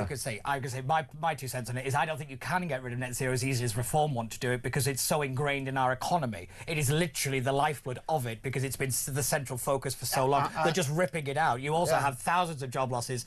Just the politics of it would be catastrophe. So unfortunately, whilst it's a good headline, in practical terms, it's not really possible at the moment. It's not possible, and it will go further and further, and a lovely green world is where we're aiming for. Well, I think everyone's going to be cold, miserable without a job, but there's another take on it. Well, I'm delighted to say at 8:51 I can answer the question which we carried over the break, which is how do I fix it? And the answer is one word: capitalism. Okay, because if the solar panels are so good, then people will buy them. If the wind turbines are so good, the government will invest in them. As long as it's not ideological, if the technology is there and it's good, then we'll have it. And what we won't do anymore is subsidise it, because that is basically, that is anti-capitalist. If you have to subsidise something, it's because the customer doesn't want to buy it. You mean like oil and gas subsidised? Not to the same tune that the green economy is. Not to the same tune it's not. I mean, they all are themselves. I undid your argument in one sentence. Well, not really.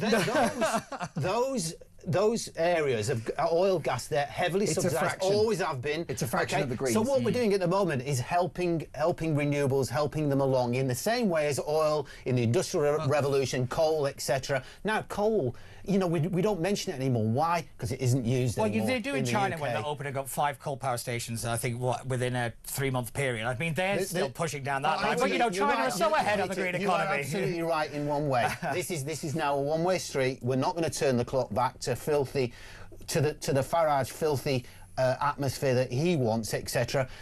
Go back to ULEZ, for example. Isn't London a nicer place because of that? Not London really. is not broken. Just completely made up. Exaggeration, etc. It's nice to, you know, mothers and fathers who push their prams along with kids in, what have you, don't have to necessarily be so. What's the word? So concerned about the pollution coming out from diesel, etc. Because now we've got ULEZ in London. Well, we already had it for quite a while. I think ULEZ is marginal, isn't it? We've still got diesels, we've still got petrol cars. I've got this from Margaret, who says Jim Dale is another of these climate change nutters, she calls you. You're not a nutter, by the way. You're a very nice man, and it's your birthday today. But, of course, she's entitled to her view. She says these people won't be happy until our economy is completely in the gutter. His argument about China producing more renewables is true because they're selling them worldwide. And using them. While opening more coal mines and using slave labour. Yeah. What's this lady called? That is Margaret. Okay, Margaret is one of those people out there that needs some education in terms of climate change. This is the point about phrasing an argument. Not brainwashing. Not brainwashing. You know, the last time, arguably, that people such as Margaret who don't recognise climate change was you know, the last time they did anything that was in geography O level, etc. Back then, it's changed. The world is changing as we sit here today in terms of what is going on. So I'm not saying catastrophising what's going on. I'm saying what's coming. We absolutely need to do something big about it, and we are doing, but it's too slow. And watch the space going forward. So how much are you willing to sacrifice? That's the big question. What are you willing to put on the table that will be the big killer? Because let's look at it. Jobs down, the economy's in trouble. But also you have a population that is feeling dismotivated, and all the rest of it. And what are you willing to actually put on the table to say that this is the sacrifice to save the country from climate crisis? The big killer is what's coming with the climate, with extreme temperatures. What is coming? Because this is the point. You keep saying this. From yourself, we've had extreme, major crisis and all this stuff. More and more. But yet you've not been able to define what that is. All right. So, again, because what you get to do is keep moving the German climatologists, we're around about 1.4 to 1.5 degrees C above the Industrial Revolution since that point. Now, that's causing what we're seeing at this moment in time. German climatologists say within the next 20 years, it probably, arguably, will hit 3. Yeah. And that is an absolute But catastrophe again, for I the go world. back to the point about these predictions, is that when I was in school, we were told that the scientists. Maldives was not going to exist. The Maldives still exists. So you could keep saying the predictions, but yet again, I keep pointing out the predictions never turn out to be that correct. We were going to have an ice age as well. I remember that Ice Age one. was everything Acid to rain, do that disappeared. with the amount of solar radiation received. No, that's basically offset by what we're actually doing, mankind putting the emissions into the atmosphere that is acting like a greenhouse. Let's go back to basics, shall we? We're becoming a greenhouse, which is why we're heating up, which is why there's more floods, because the atmosphere can hold more water, and we're seeing them left, right, and center. How many pictures have you seen of cars floating down roads? Well, that's because of bad planning and building on footpaths. No, it's because of the that's a huge, which is also the factor of Dubai, which you kind of casually ignored. I mean, look, I've got lots of great messages coming in. Carmel says, good morning, Mark. Maybe Jim should recognise that Norway might have a higher percentage of electric cars, but equally they're not decimating their oil and gas industry. They're running green energy alongside the oil and gas industry. Neil in Oldham, when your guest talks about education on climate change, does he mean propaganda? John, if I want to see clowns, I go to the service. Please get Jim Dale off.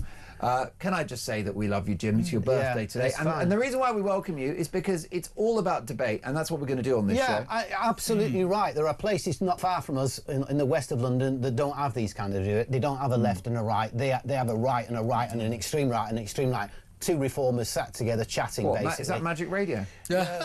Whatever it is, I think we know where we're going with that Magic one. But you know what I'm trying to say. Right, this is great to have Peter on one side, myself on the other, you there. Bingo. Well, you represent 50% of the view of this country. So what about this? Paul in Belfast, climate change. How come Antarctic ice is growing? Not my words. It's not. NASA report, expansion of Antarctic ice as much as Arctic ice is shrinking. Have you not heard that? I've heard it. It's doesn't fit your narrative. It's birthday boy. No, look, the blood has drained from your face. People can throw these stones and this mud around. All these but facts. listen to the people, the scientists. NASA's not scientists. NASA, if that, I don't know the particular. Yeah. The Met Office. Yeah. No, but then I would also point out they're not loud enough. They need to get out there in the Met Office and actually start to shout a little bit about what is going on. I do think you have a problem though, when you had the Deputy Mayor of London ask Imperial to kind of make a report on the ULEZ scheme to seem more palatable to the public. When you see that level of intervention, you start to wonder: can you start to trust the science? And let's not forget that ULEZ was about making money. Yeah. What about this from Linda? Hi, Mark. They told me in the 60s that Venice will sink. It's still there. We've always had weather cycles over millions of years. It's a con. Damien, Mark, how about the fact that China planted so many trees they changed their water distribution across the country? How does that impact the global climate? Or is it only Britain and our cars and energy that are the problem? Deloitte have massive contracts with the Labour government, probably including on net zero, says Martin. And Pete, who just says, my electricity bill has gone up and so has my standing charge. That's the biggest problem, isn't it? The energy bills are not coming down. Well, for some, they will start coming down. You're right to point out is for the lower income people. That's absolutely fine. I mentioned that we're in this transition zone. There is pain around that. There always will be. And there's also this confusion as well in terms of when you change anything. People, before the Industrial Revolution, when they were putting two rocks together to try to get a fire, etc., would have argued against what's this black stuff coming out of the ground type of thing. We're there now. Yeah. That's where we are at this moment in time. When you look at some of the great reform acts, they took people with them. They actually rallied people around them to make sure that the cause moved forward. What you didn't have was people screaming at the top of their lungs and actually tried to disrupt it for the sake of disrupting it. I'm sorry, Jim, your side. You're a very reasonable person. Sorry, couple of seconds. Let me say, love your company. Happy birthday to the big man. Keep it tall.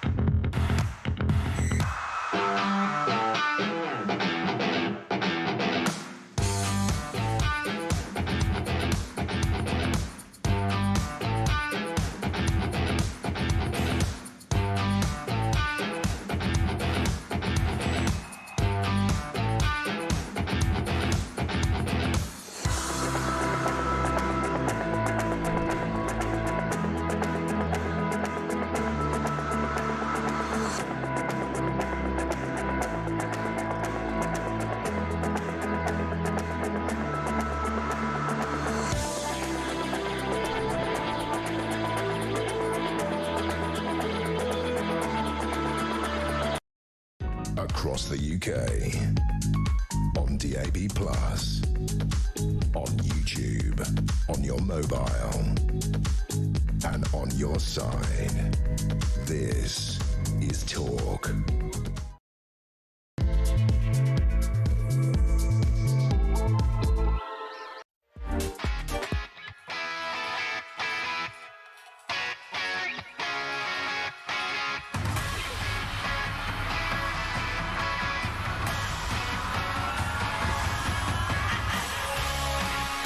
You are listening to Talk Breakfast. It is 3 minutes past 9. I'm Mark Dolan, and a big hour to come. Let's put my microphone on, shall we? It's live radio and it's live telly.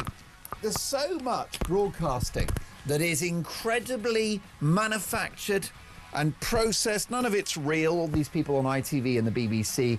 Well, here at Talk, we are real. We're the home of common sense. Lovely to have your company. My microphone has been plugged in. I've put 10p in the meter. Let's go. So much to get through in the next hour. Breaking this morning, comedian and children's author David Walliams is dropped by his publisher following allegations of inappropriate behaviour towards young women. Is his career now over? We've got the inside story, the details of which will shock you. Forget about Scrooge or the Grinch.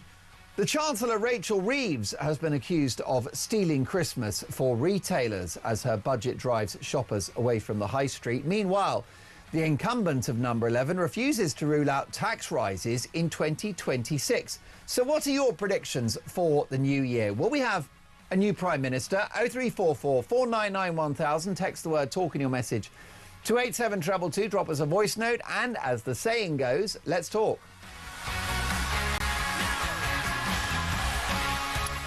And let's do just that in the company of the political editor of The Sun on Sunday, Kate Ferguson. Good morning, Kate. Good morning. Nice to be here. Wearing something that is in the direction of a Christmas jumper. Yeah, it's a nod to the Christmas jumper. I've tried to be festive this morning. It is. It's Christmas jumper meets Charlie Brown. And it's a good thing, too. You've hedged your bets, but you could easily get away with that in October without even an eyebrow being raised, I've got to say. So bravo to you. I just wonder, by the way, because I live near a lot of charity shops, and the charity shops are full of Christmas jumpers, right, old ones. Are there enough Christmas jumpers in the world now that they can stop making them? Every year Parliament makes a Christmas jumper, and it sort of has this legion of fans. You suddenly see politicians roaming around the Palace of Westminster with kind of Santa hats and quite naff Christmas jumpers. Yeah. But probably we've reached peak Christmas jumper. I think so. I think it's stop making them now. It's actually inflationary. There's a surplus. Speaking of which, it's more bad headlines for the Chancellor, isn't it? A couple of papers leading with this. So, for example, the Mail newspaper with the following headline, which is certainly not going to be welcome over at number 10 or number 11. Reeves ruins Christmas. Rachel Reeves was accused of ruining Christmas by retailers following her budget, which has driven people away from the high street. And the issue you've got, Kate, is that the Chancellor needs growth. The Christmas season, what do they call it? The golden window of time. Our economy is based on consumption, isn't it? People buying stuff, and at the moment they're not. Yeah, I mean, our economy is such a consumption-based economy. Basically, growth goes up when people buy a bunch of stuff, and it very quickly falls down as soon as people stay away from the shops. I've been really struck, like, walking through London Bridge, where this office is, or even online on my Instagram, how many big high street retailers are already slashing their prices. I've seen that. Those Boxing... We used to have to wait for Boxing Day to get 50% off, and now it's already happening, which just shows how bad the sales figures have been this year.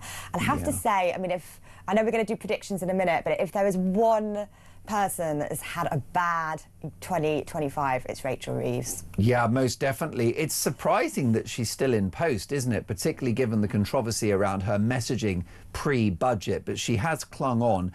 But she's one more scandal away from losing the job, isn't she? I think she is hanging on by her fingertips. The reason she's in her job, I think, is that her and Keir were pitched so much as a partnership, a la kind of Blair and Brown or Osborne and Cameron, in a way that, you know, Boris Johnson didn't really have a chancellor like that. He wasn't so joined at the hip with one person.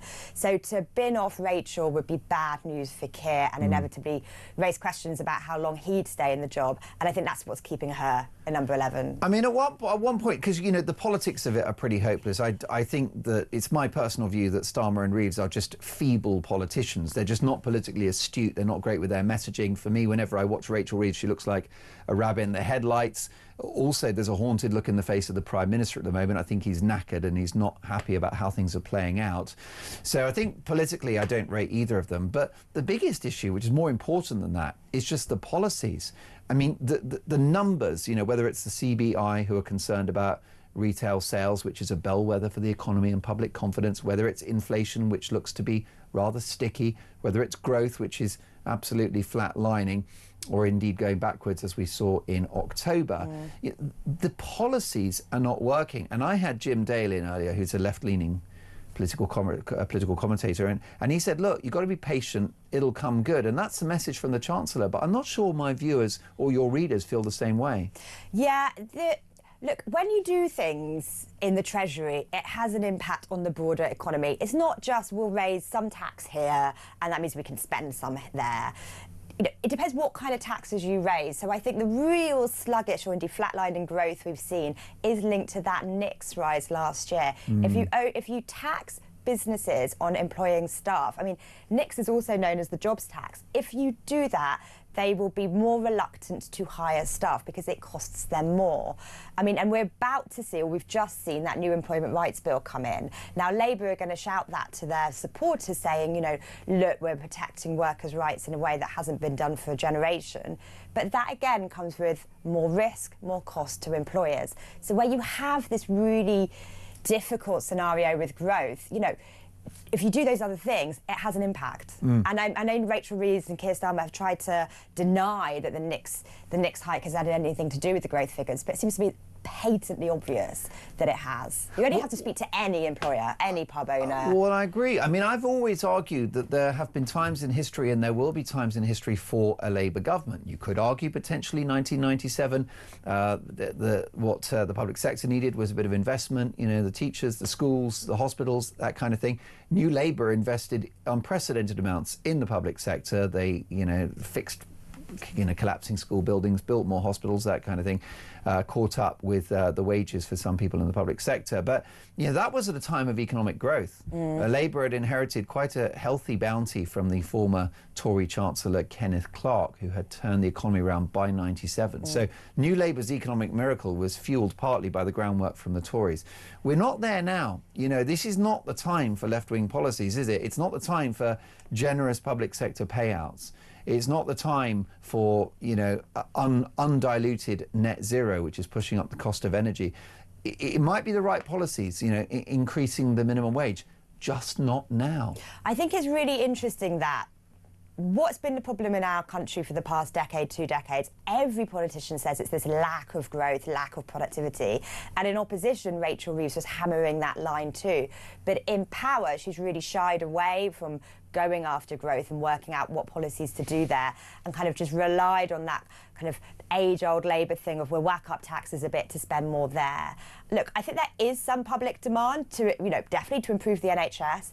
That's an expensive service. They probably do back some extra funding for the NHS, but not endless. And I think they think there's other parts of the public sector that could be reined in or cut back, scaled back. Benefits being an obvious example. But the point is, you can't have these booming public services without the kind of economic base, tax base to pay for them. And how do you pay for that? By growth. It's not just by kind of squeezing the same person for more tax. You've got to work out a way in which you can increase the amount of money this country produces. Most definitely. And what is growth? It is national income. The credit card has been maxed out, so borrowing's not an option now. Although, worryingly, the Chancellor has said in the weekend edition of the I newspaper, I can't rule out tax rises in 2026. I mean, it's hard to be optimistic about the new year, isn't it, if we're honest? It was a bit bar humbug. Like, it's a bit of a Scrooge headline on the front page of the I this weekend. I mean, No, she can't rule out tax rises. I think she probably learnt her lesson when she did rule out tax rises, and then she whacked them up. Well, the thing is, I mean, here's the truth. Taxes are going to go up next year, I suspect, if things carry on at this rate, because how else do you pay for the public sector if you don't have growth? And also, what pay rises are the public sector going to be demanding this year? How they're going to be paid for? I think that's a big looming battle. Most definitely. Well, let's have a look at the new year, 2026. Will it be a good year for Nigel Farage, do you think? Ho, ho, ho. Well, 2025 was a very good year for Nigel Farage. I think things might get better and better for Nigel. I mean, he's very well ahead in the polls. He's starting to build up the party infrastructure of Reform UK. Look, some people can be dismissive of that, but he is getting Tories defecting. Some might be quite obvious, but some more interesting names going over to him. Danny Kruger was maybe the signing of the year. Not that he's a household name, but a significant thinker on the right. Yeah, exactly. That's their kind of like big striker signing so far. I suspect we're going to see more in 2026. You're venturing into the Sun Sport there with that. I know. Did that look natural? The back of the net. Thank you very much. She shoots, she scores. But anyway, so what's happening in 2026? What's the big thing? It's the local elections, it's the regional elections, Scotland, Wales, and what's left of the council elections that haven't been cancelled by Labour. Now, Farage is going to do well, Reform are going to do well, they're probably going to win Wales.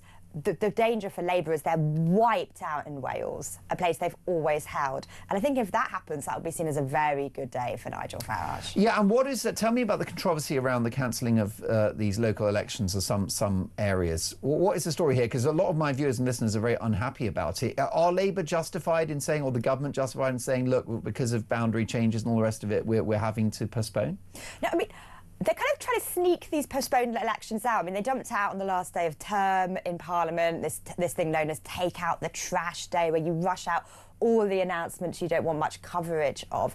I think your listeners are quite right to be up in arms about it. I mean, they're just kind of pushing back elections, which is kind of riding roughshod over the democratic process. Obviously, Reform are hugely annoyed and kicking off because they look to be doing well in these local elections. They will be held, but for basically logistical excuses, Labour are hiding behind so they can delay it and presumably have a kind of less horrific night or May this year. But I think people are rightly annoyed about it. If you're going to have local councillors, if you're going to have local elections, they should be held on time. Well, it may not be by design, but it's still convenient, and that raises an eyebrow. Very, very, very convenient. And I'm sure if it was convenient for them to be held, they would have been, doing everything possible to make sure they were being held on time. So I think, very convenient. Obviously, they will eventually have these council elections and people will be able to exercise their democratic rights. But I can see why there's a lot of frustration and anger, particularly among the opposition parties. If this was happening to Labour, they would be kicking off. It reminds me of back in the day when Keir Starmer convinced the Speaker of the House to cancel an amendment vote on a ceasefire in Gaza, saying he was worried that actually Labour MPs would be unsafe when they left the chamber if they were to have voted against a ceasefire. Oh, it was ceasefire, wasn't it? And it was one of those things where he argued that it was the safety of MPs, but it was still an outcome that was politically beneficial to him, and that's what's going on with these cancelled elections. So, and then Starmer himself. I mean, it's many people. What is the percentage chance that he's still Prime Minister in a year's time? Is it now less than 50%? I mean, it's probably a bit of a coin toss. 2026, no doubt, make or break year for Keir Starmer. I mean, we say that all the time, but this is his it's going to be his second full year as PM. Already the knives are out to oust him. Already we've got opponents, manoeuvring to try and, leap into, take his crown, the Labour crown. What does Keir Starmer have to do this year? He wants to try and stem the bleed of the local elections onslaught in May. He needs to be actually sketching out some political ideas, making some real political arguments, rather than just being this kind of anonymous everyman that we've seen so far. I don't have huge faith he's going to be able to do that, but he needs to be trying to do that. What might keep him in power, though? It will be the Labour Party constitution. It's really hard to get rid of a sitting Prime Minister. So Labour MPs are grumpy. They're all sitting around drinking their Baileys this Christmas, talking about possible mechanisms by which to get rid of Starmer, but they're not the Tory party. Tory party, very easy, no confidence letters, then you can have a vote and you can bullet your leader. Labour, far harder. So it may be that Keir Starmer stays in number 10, not because he turns around his prospects, but because there's no obvious successor and Labour MPs have to kind of really move as a pack to get rid of their leader in a way the Tories don't have to. Kemi Badenoch seems to have found her political voice this year. It didn't happen on winning the top job, but she slayed in her response to the Chancellor's budget, I thought, almost going viral with some of the remarks that she made. And similarly, she's performed strongly at Prime Minister's questions. So is this a headache for Nigel Farage, a resurgent Tory party? Yeah, that's interesting. I mean, I do think Kemi's grown into the role and doing a lot better, and her PMQ's performances has been what saved her, really. That's when all eyes were on the chamber, and also, crucially, her MPs are all there and can see it. But problem for Kemi Badenoch is, look, the defections keep carrying on, and also it's just the public polls are not changing. So while perception within the Westminster bubble is beginning to change and she seemed to be doing better, and inevitably that will calm down her MPs a bit, again, if it's wipeout in May, she's going to face new questions, and she needs to change the public perception of the Tory party. Public still loathe the Tories and are still going elsewhere. Well, that's right. I mean, my feeling is that if Kemi goes and Jenrick comes in, what that actually is, and I don't mean this as a disrespect to Jenrick, but I think that Jenrick, my reading of it, is that he'll be the surrender candidate. And what I mean by that is I think Jenrick, if he were to replace Kemi in the next year or two, is he would say to his own party, we're done, okay? What we're looking at here, folks, is a fire sale. I think that he comes in as like an administrator for a liquidated company. Oh, interesting. That's honestly and my they get view. into bed with reform. Yeah, because I just think, and I bow to your expertise and knowledge, but it's just my sort of gut instinct is that if you look at his messaging and his language in the last year or so, he sounds like a Reform UK MP. I mean, he's almost indistinguishable from Farage. And I think what he does is he comes in and says to the Tories, OK, folks, it's great to get the top job, but this is managed decline now. And what I've got to do is prepare the groundwork for a partnership with Reform who have won. I might be wrong about that, and Jenrick, of course, would deny that. But for me, that's the only kind of path to any kind of power that the Tories have now, is by acknowledging and accepting Reform and ultimately supporting them. And I think there'll still be some fight left in the Tory party, right? That's a 200-year-old political organisation, the most successful political party in They're very Western tribal, Europe. and Tories are quite loyal types, aren't they, a lot of them? Yeah, a lot of them are. But then I was going to also say, what is the Tory party if it's not about winning? I think that if you compare and contrast it to Labour, Labour have all these kind of worldviews, values. They're actually perfectly happy in opposition. In fact, usually they're far happier just kind of speaking to their own tribe in opposition, holding on to these values. But the Tories really is a coalition of people who want to win elections, want to be in power, want to get stuff done.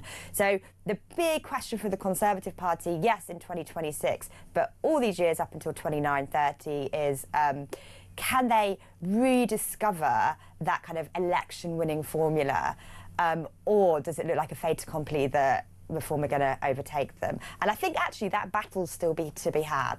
Most definitely. Well, listen, Sun on Sunday coming out tomorrow. You are the political editor, so you'll be juggling all of these stories and many more. Yes, lots in the Sun on Sunday tomorrow. So do go and pick up a copy. We're going to be looking at some of the challenges facing Keir Starmer this week and this coming year. Lots more on the doctors' strike. Those pesky BMA activists. Found myself agreeing with the Prime Minister about how reprehensible it is. Very, almost uncharacteristically strong language from the PM, I thought. Yeah, and where it has led, I suppose you're now seeing the PM echo some of that language. I think they're fed up to the back teeth of the BMA. It just seems that they won't listen to anyone, won't engage. They're dead set on these rolling strikes. And, you know, the PM has already whacked up taxes and had a lot of political arguments in order to find money for the NHS.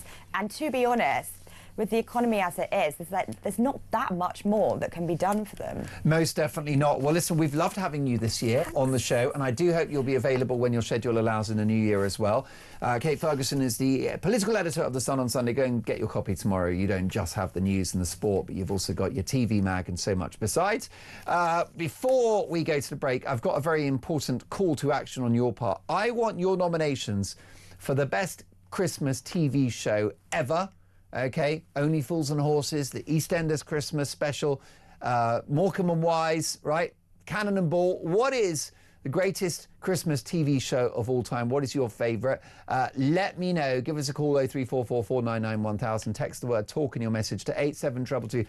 The greatest Christmas TV shows, past and present. Kate, I love putting you on the spot. Do you have a favourite TV show from back in the day or even now? Yeah, because every year me and my family catch up on EastEnders for the EastEnders Christmas special. Yeah. And always still, our whole Christmas day is built around what time EastEnders is on. I'm glad to hear it. Stop the presents, stop the turkey. Well, we've already done the present, do that by like 10 a.m. But yeah, like when you get all the evening is based around the Christmas special. Oh, that sounds brilliant. Fantastic. 9:22, your favourite Christmas TV shows. Let us know, 0344 499 1000. Lots more to come. This is Talk Breakfast.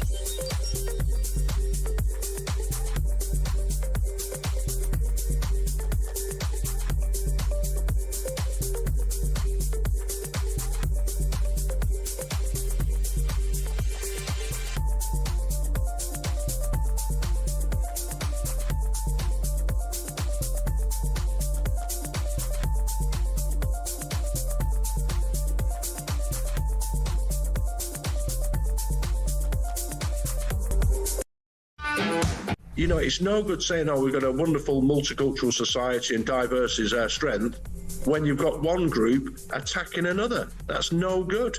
We cannot have this. Our Jewish friends and colleagues must feel safe in this nation, and I back them 100%. Well, we appreciate your support, and it just makes common sense, doesn't it, Mike?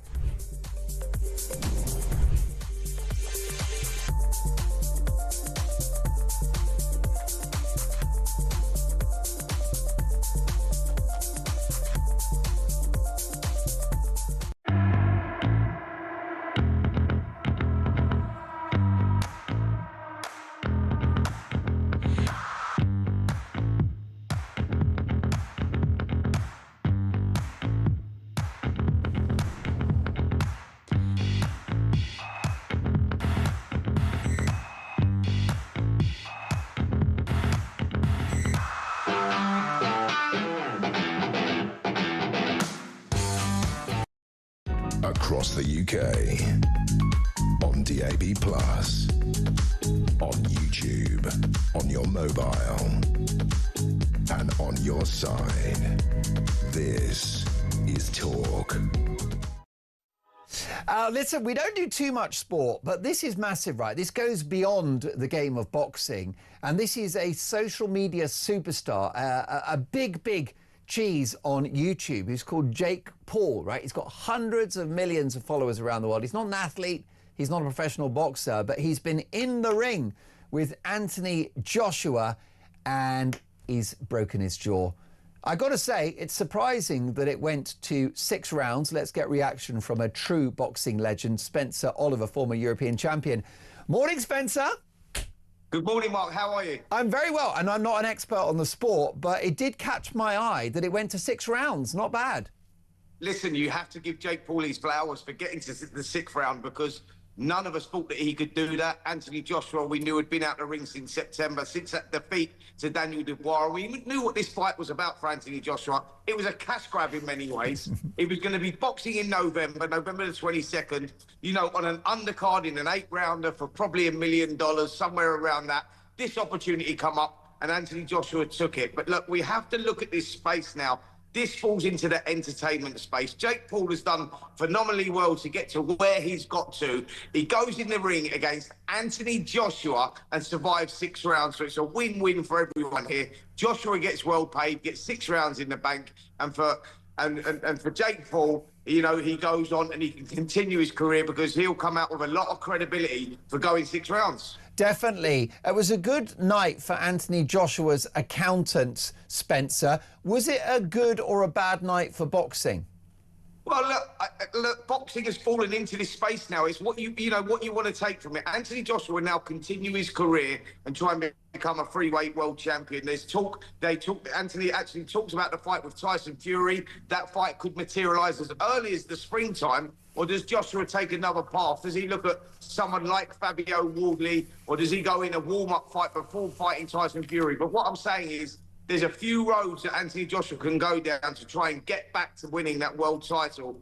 And, you know, this space is different. It is entertainment. We can't deny that YouTube boxing is in that space now. And, you know, if you don't like it, you don't have to watch it. But, you know, this is something new now. I mean, is it a sort of fight that you would have accepted back in the day? Would you have been willing to go in the ring with a celebrity, Spencer? Absolutely. Listen, if I was getting paid the money that Anthony Joshua got paid last night, Mark, this is called prize fighting, right? So everyone does that. Anthony Joshua's achieved all these goals. He's been a 2-time world heavyweight champion, British champion, Commonwealth champion, Olympic gold medalist. He's ticked all the boxes. And this is about earning money as well. And if you get that opportunity, why not? It was, you know, Anthony Joshua was never going to lose this fight. It was just a manner in how he won it. And he won it in the end in style with that straight right hand, the same right hand that knocked out Francis Ngannou, and he broke Jake Paul's jaw. You know, so look, it's a win-win for Anthony Joshua. Of course it is. $75 million? Why not? Yeah, ka-ching, ka-ching. Double broken jaw. How's that going to feel, Spencer? It's not going to feel very pleasant, Mark. Let me just tell you that. You know, unfortunately for me, I never had a broken jaw, but I had a few bruised ones before. And trust me, they're very uncomfortable. So yeah, he'll be in a lot of pain now. And like I say, you've got to give Jake Paul his flowers here. You've got to give him the respect because he took up the challenge and he went out there and he paid the price. Most definitely. And what about the possibility of Anthony Joshua, Tyson Fury next year? And how much money could that fight raise? I think that's a very realistic option now for Anthony Joshua. Tyson Fury, as we know, is still in retirement, but apparently contracts have been drawn up. You know, Turki Al-Sheikh, Riyadh Season are putting that fight together, putting the money up for that fight. And they're probably going to earn the best part of $1 million each for that. So, you know, I think it's a fight that has to happen for modern eras, for legacies, for both of these guys. You know, this fight it'd be a travesty if we never got this fight in this modern era. How important is boxing to not just the professional sport in this country, but to our society and young lads and even young girls going into their local boxing ring? Anthony Joshua is a product of that. You know, he come down to my father's gym, Finchley ABC, when he was 18 years of age. He had an ASBO against him in Watford, where he lived at the time. He was going down the wrong path. Wow. He was drinking, smoking, and living the wrong life. And boxing saved this guy. And look at the journey he's been on and the young kids that he's inspired to get to where he's got to. You know, so you have to, you have to accept that boxing is a very good thing. I think that it should be in all of the schools because it teaches you the life skills that you need and most importantly, puts you on the right path. Whether you become a boxer or you don't become a boxer, it's certain things that it teaches you. And I think that boxing has been brilliant for Anthony Joshua and the career that he's had so far and the kids, more importantly, that he's inspired. I'm just looking at these pictures, Spencer, of Anthony Joshua towering over his opponent, Jake Paul, who is not a professional boxer. And, I mean, I'm just wondering, do you think there's a chance that Anthony Joshua held a little back for a few rounds before delivering the final blow? Well, Mark, if I'm going to be totally honest with you, I don't think that he went out there and he was in any sort of rush because there was arm punches going on. He was trying to get rid of a bit of ring rust. I think from Anthony Joshua's point of view, he could have got the job done pretty much whenever he wanted to. But I think for him, he's thinking, well, listen, let me use this time now to get rid of a bit of that ring rust, get a few rounds under my belt, and then move on and kick on with the rest of my career. So, you know, he went out there and done what he had to do. But ultimately, I think he ended the fight when he wanted to, and he knew that he had to do that before the final bell. Listen, you're a top man. Really great to have you on the show, Spencer. A true British sporting legend. I look forward to catching up soon. Spencer Oliver there, who's quite happy, actually, with boxing being a high-profile sport, being talked about. If a celebrity's involved, well, it means that the focus is this amazing game, which has a very positive contribution to society. You get boxing clubs in some very deprived parts of the country, and youngsters can go there, be part of a group, much better than joining a gang. And once you start boxing, it's very challenging physically, which means you've got to look at what you eat. You can't be drinking, you can't be smoking. So I think overall, although it has hazards with it, boxing is a great sport, and I personally love talking about it. Listen, folks, so much more to come. 0344 499 1000. Your predictions for the new year. This is Talk Breakfast.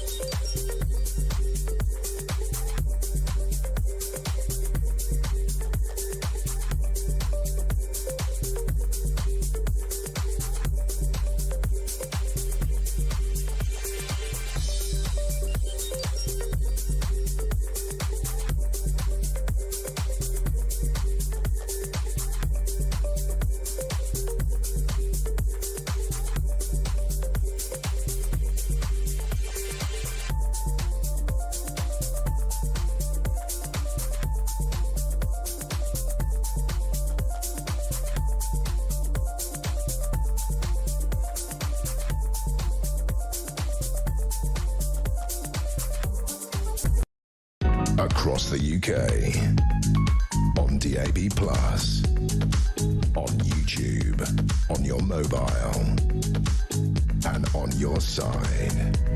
This is Talk. Lovely to have your company. You are listening to Talk Breakfast. So many messages coming in. This from Stuart, who says, good morning, Mark. Your guest, Spencer Oliver, is talking absolute rubbish, and he knows it's only about money now. Joshua has become a boxing joke. He was rubbish against Dubois and takes 6 rounds to beat a guy from the pub half his size. What happened to the safety aspect of it all? And we've also been asking you about your favourite Christmas TV shows. This from Alison in Kent, who says, hi, Mark, favourite ever Christmas show?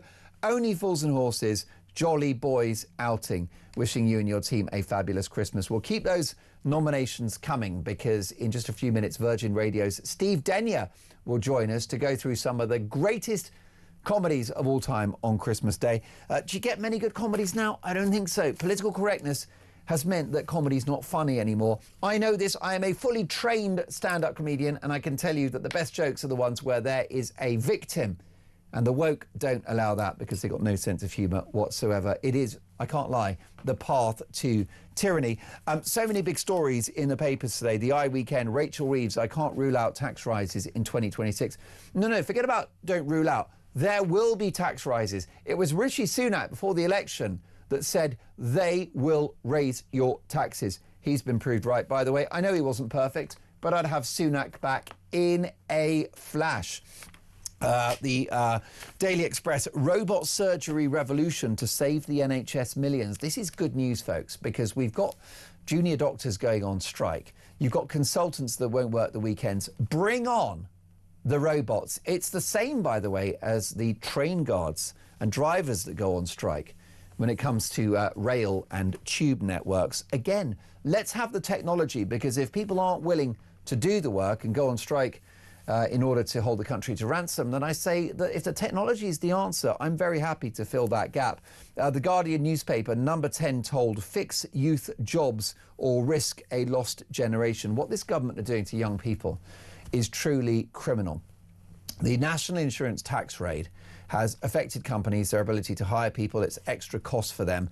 And the first port of call is to stop hiring and to stop hiring young people. The minimum wage has gone up as well. Again, that will affect hospitality outlets who employ young people. It really is a race to the bottom, isn't it? The Guardian, a crazy situation. Kylie Minogue gets her first Christmas #1. She's had so many #1 hits. She's been very successful professionally. Never settled down. No husband, no kids. Is that too high a price to pay? I think it is, you know. Who cares about all those awards and all those #1s and all that money if you can't spend Christmas with your hubby? James gets down on one knee is a related story. The Sun newspaper, James Martin engaged just before Christmas. Congratulations to him. And the big showbiz story of the day in the Daily Telegraph. Walliams harassed female staff. David Walliams has been dropped by his publisher following an investigation by the Telegraph into inappropriate behaviour towards young women.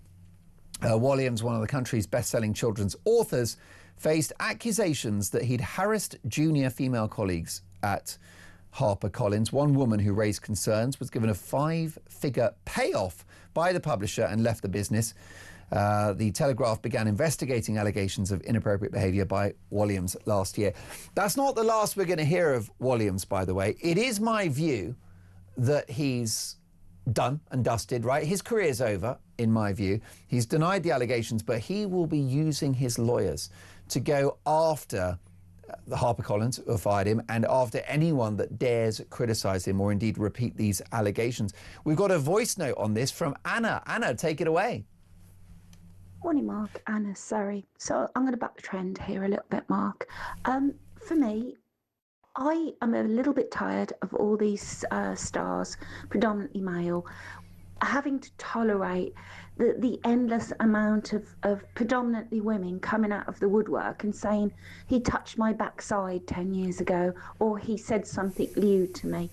We are human beings. We are basic. If we like the look of another human being, we approach them. A grown-up says, no, thank you. If it persists, the same grown-up goes to the police, not go to a solicitor 5 years later to suddenly remember someone brushed past me in Pizza Hut.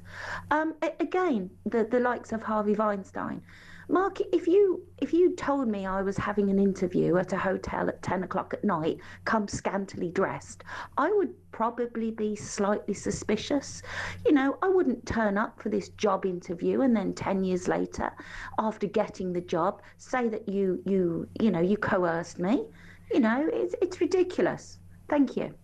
Anna, what an interesting message that was. Anna feels that maybe David Walliams has been thrown under the bus. It's certainly true, Anna, that he's been accused of no crimes whatsoever, and he has denied these allegations. I think that the current climate that we're in means that his career is over now, particularly as a children's author.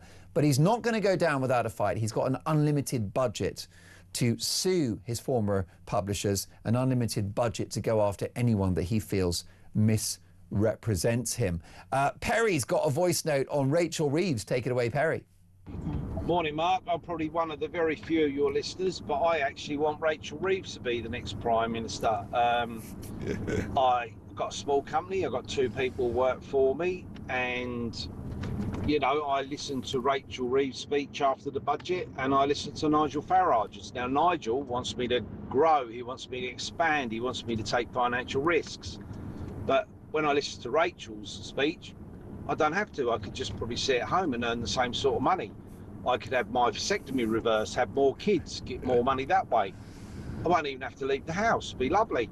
Then I thought, hold on, I don't like broccoli. I could put that down as an eating disorder, so I'd be entitled to a mobility car. Now, she has dashed my hopes of it being a Mercedes or a BMW, but I'm quite happy with a brand new Volkswagen or something like that. You know, as long as it's got leather, cruise control, you know, all the usual. Yeah, so sorry, Nigel, how do I get my £25 back? Terry, you've given me the biggest laugh of the day. That is a brilliant voice note, and you raise a lot of good points. In between your humour, you raise a lot of points. And this from Nick on Nigel Farage. Is he going to have a good 2026? Morning, Mark. It's Nick from Loughborough. Regarding Nigel Farage and his hopes of the next election, all he has to do is exactly what Starmer did prior to the 2024 election, and that is absolutely nothing, and just let the other two parties make mistake after mistake after mistake. Starmer, Farage, by doing nothing, will ensure his tenure of number 10. Have a good weekend, Mark. Top man, Nick, thank you for that brilliant voice note. I was at an event in Leeds the other day, by the way. Fantastic organisation, lovely company, doing their best in difficult economic circumstances. The team working so hard, real spirit. You know, this country is absolutely doomed without the entrepreneurial spirit, without people striving. And that was definitely the case at an event I was involved with on Thursday evening in Leeds, which I'd forgotten how stunningly beautiful Leeds is. And I met a lady, and her mother is a very big fan of the show. Shout out to Carol Greenbank, who is a total legend. Folks, it's 9:42. Speaking of legends, next up, the greatest Christmas... put my teeth back in. The greatest Christmas TV shows of all time. Your nominations, 0344 499 1000. That's next.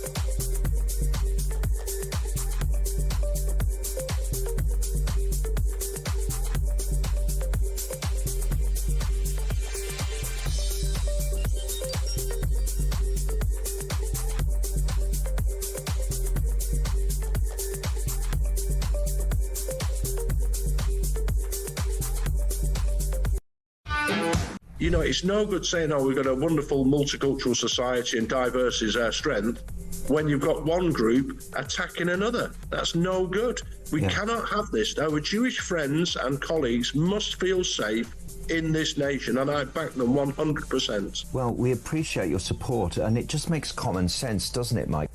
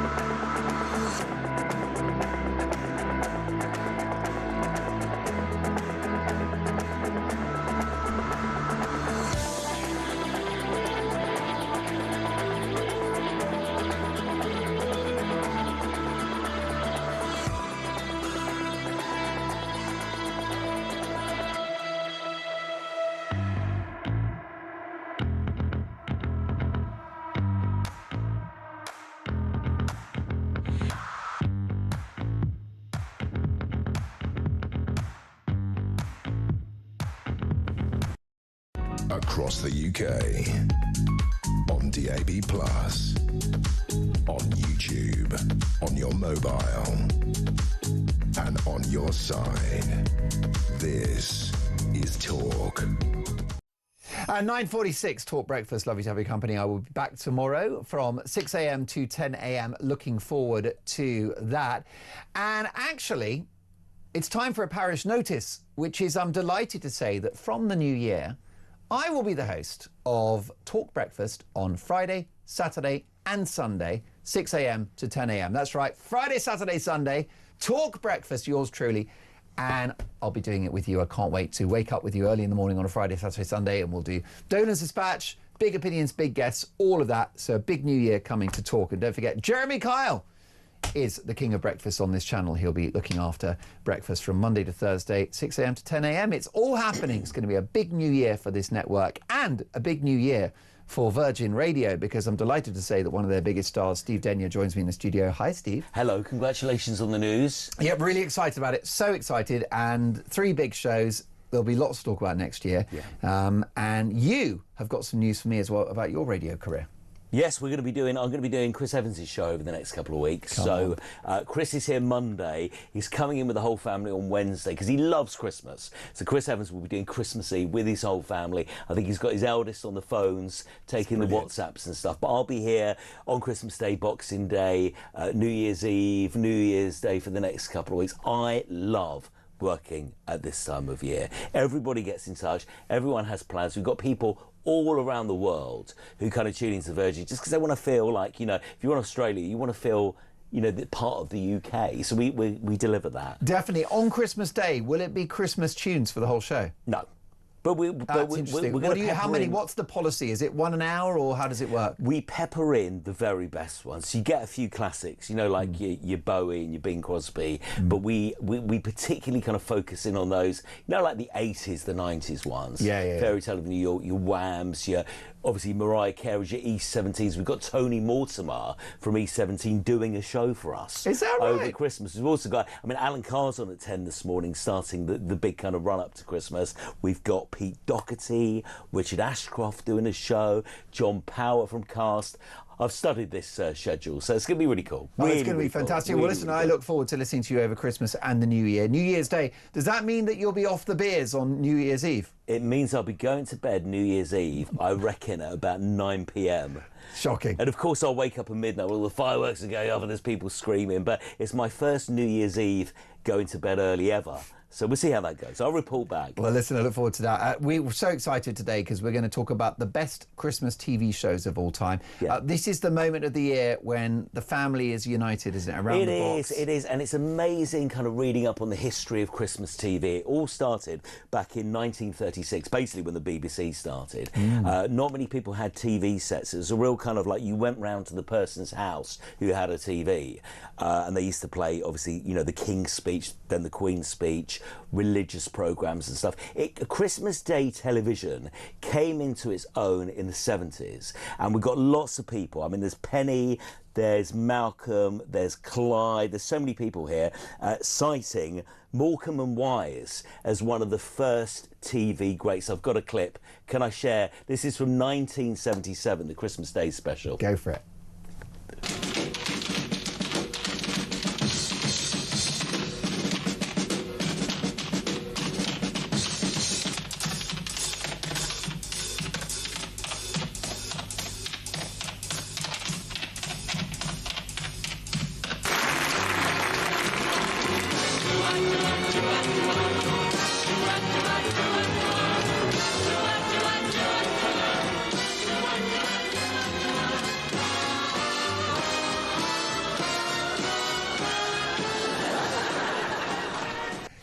Just great all-round entertainment. And for those listening on the radio, footage of Morecambe and Wise tap dancing. And isn't that the point about the Morecambe and Wise Christmas special? You had music, you had dancing, you had choreography, and jokes. It was everything. It was everything, and the special guest, the Andre Previn sketch, classical music, you know, the I think Glenda Jackson appearance.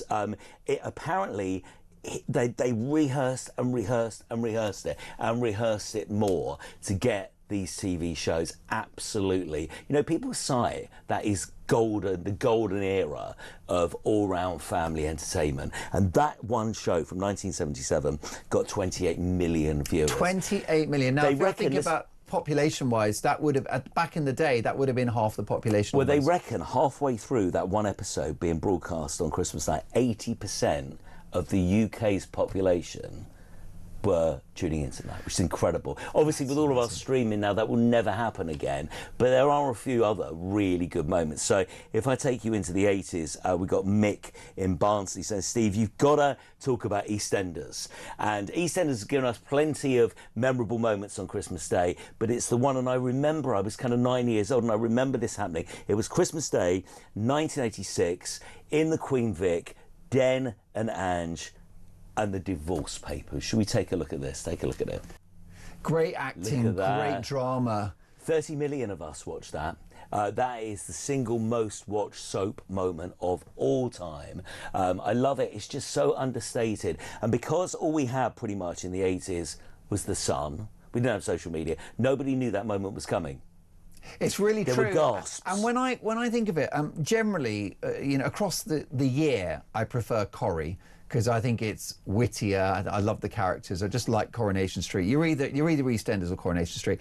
But actually, EastEnders has very regularly won Christmas over Corrie. I can't think of any really iconic scenes in Corrie. Whereas if I look at EastEnders, you've got the divorce papers, the Den and Ange, but you've also got the Christmas Club money scandal. Yes. Thingy Fowler, what was he?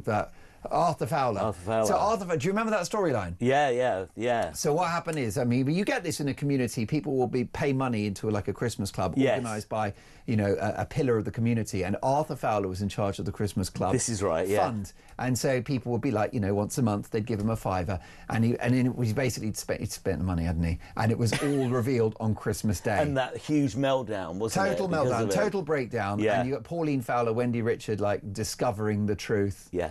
And, you don't forget those. So fair play to EastEnders for that one. Yeah, absolutely. Now, if we go to the 90s, we've got to talk about this, because I've got a whole page of people who messaged you in about this morning. Only Fools and Horses. There's a couple of really great moments. Of course, there's them becoming millionaires. That was the peak. And some people said that show, that should have finished the whole thing. But it did continue years after. I reckon from 1993, the Batman and Robin. Do you remember this? Unbelievable. The church hall, should we take a little look? Let's Only do it. Fools and Horses at its best. You can't get better than this. It's unbelievable. And is that the same episode where they then go to a funeral? I think it Batman is. and Robin? Yeah. It's so good. The reason I'm laughing so much watching that is I can just picture my nan and granddad with my mum and dad, my sister. That was like real kind of everybody in the living room watching the same thing. We didn't have phones.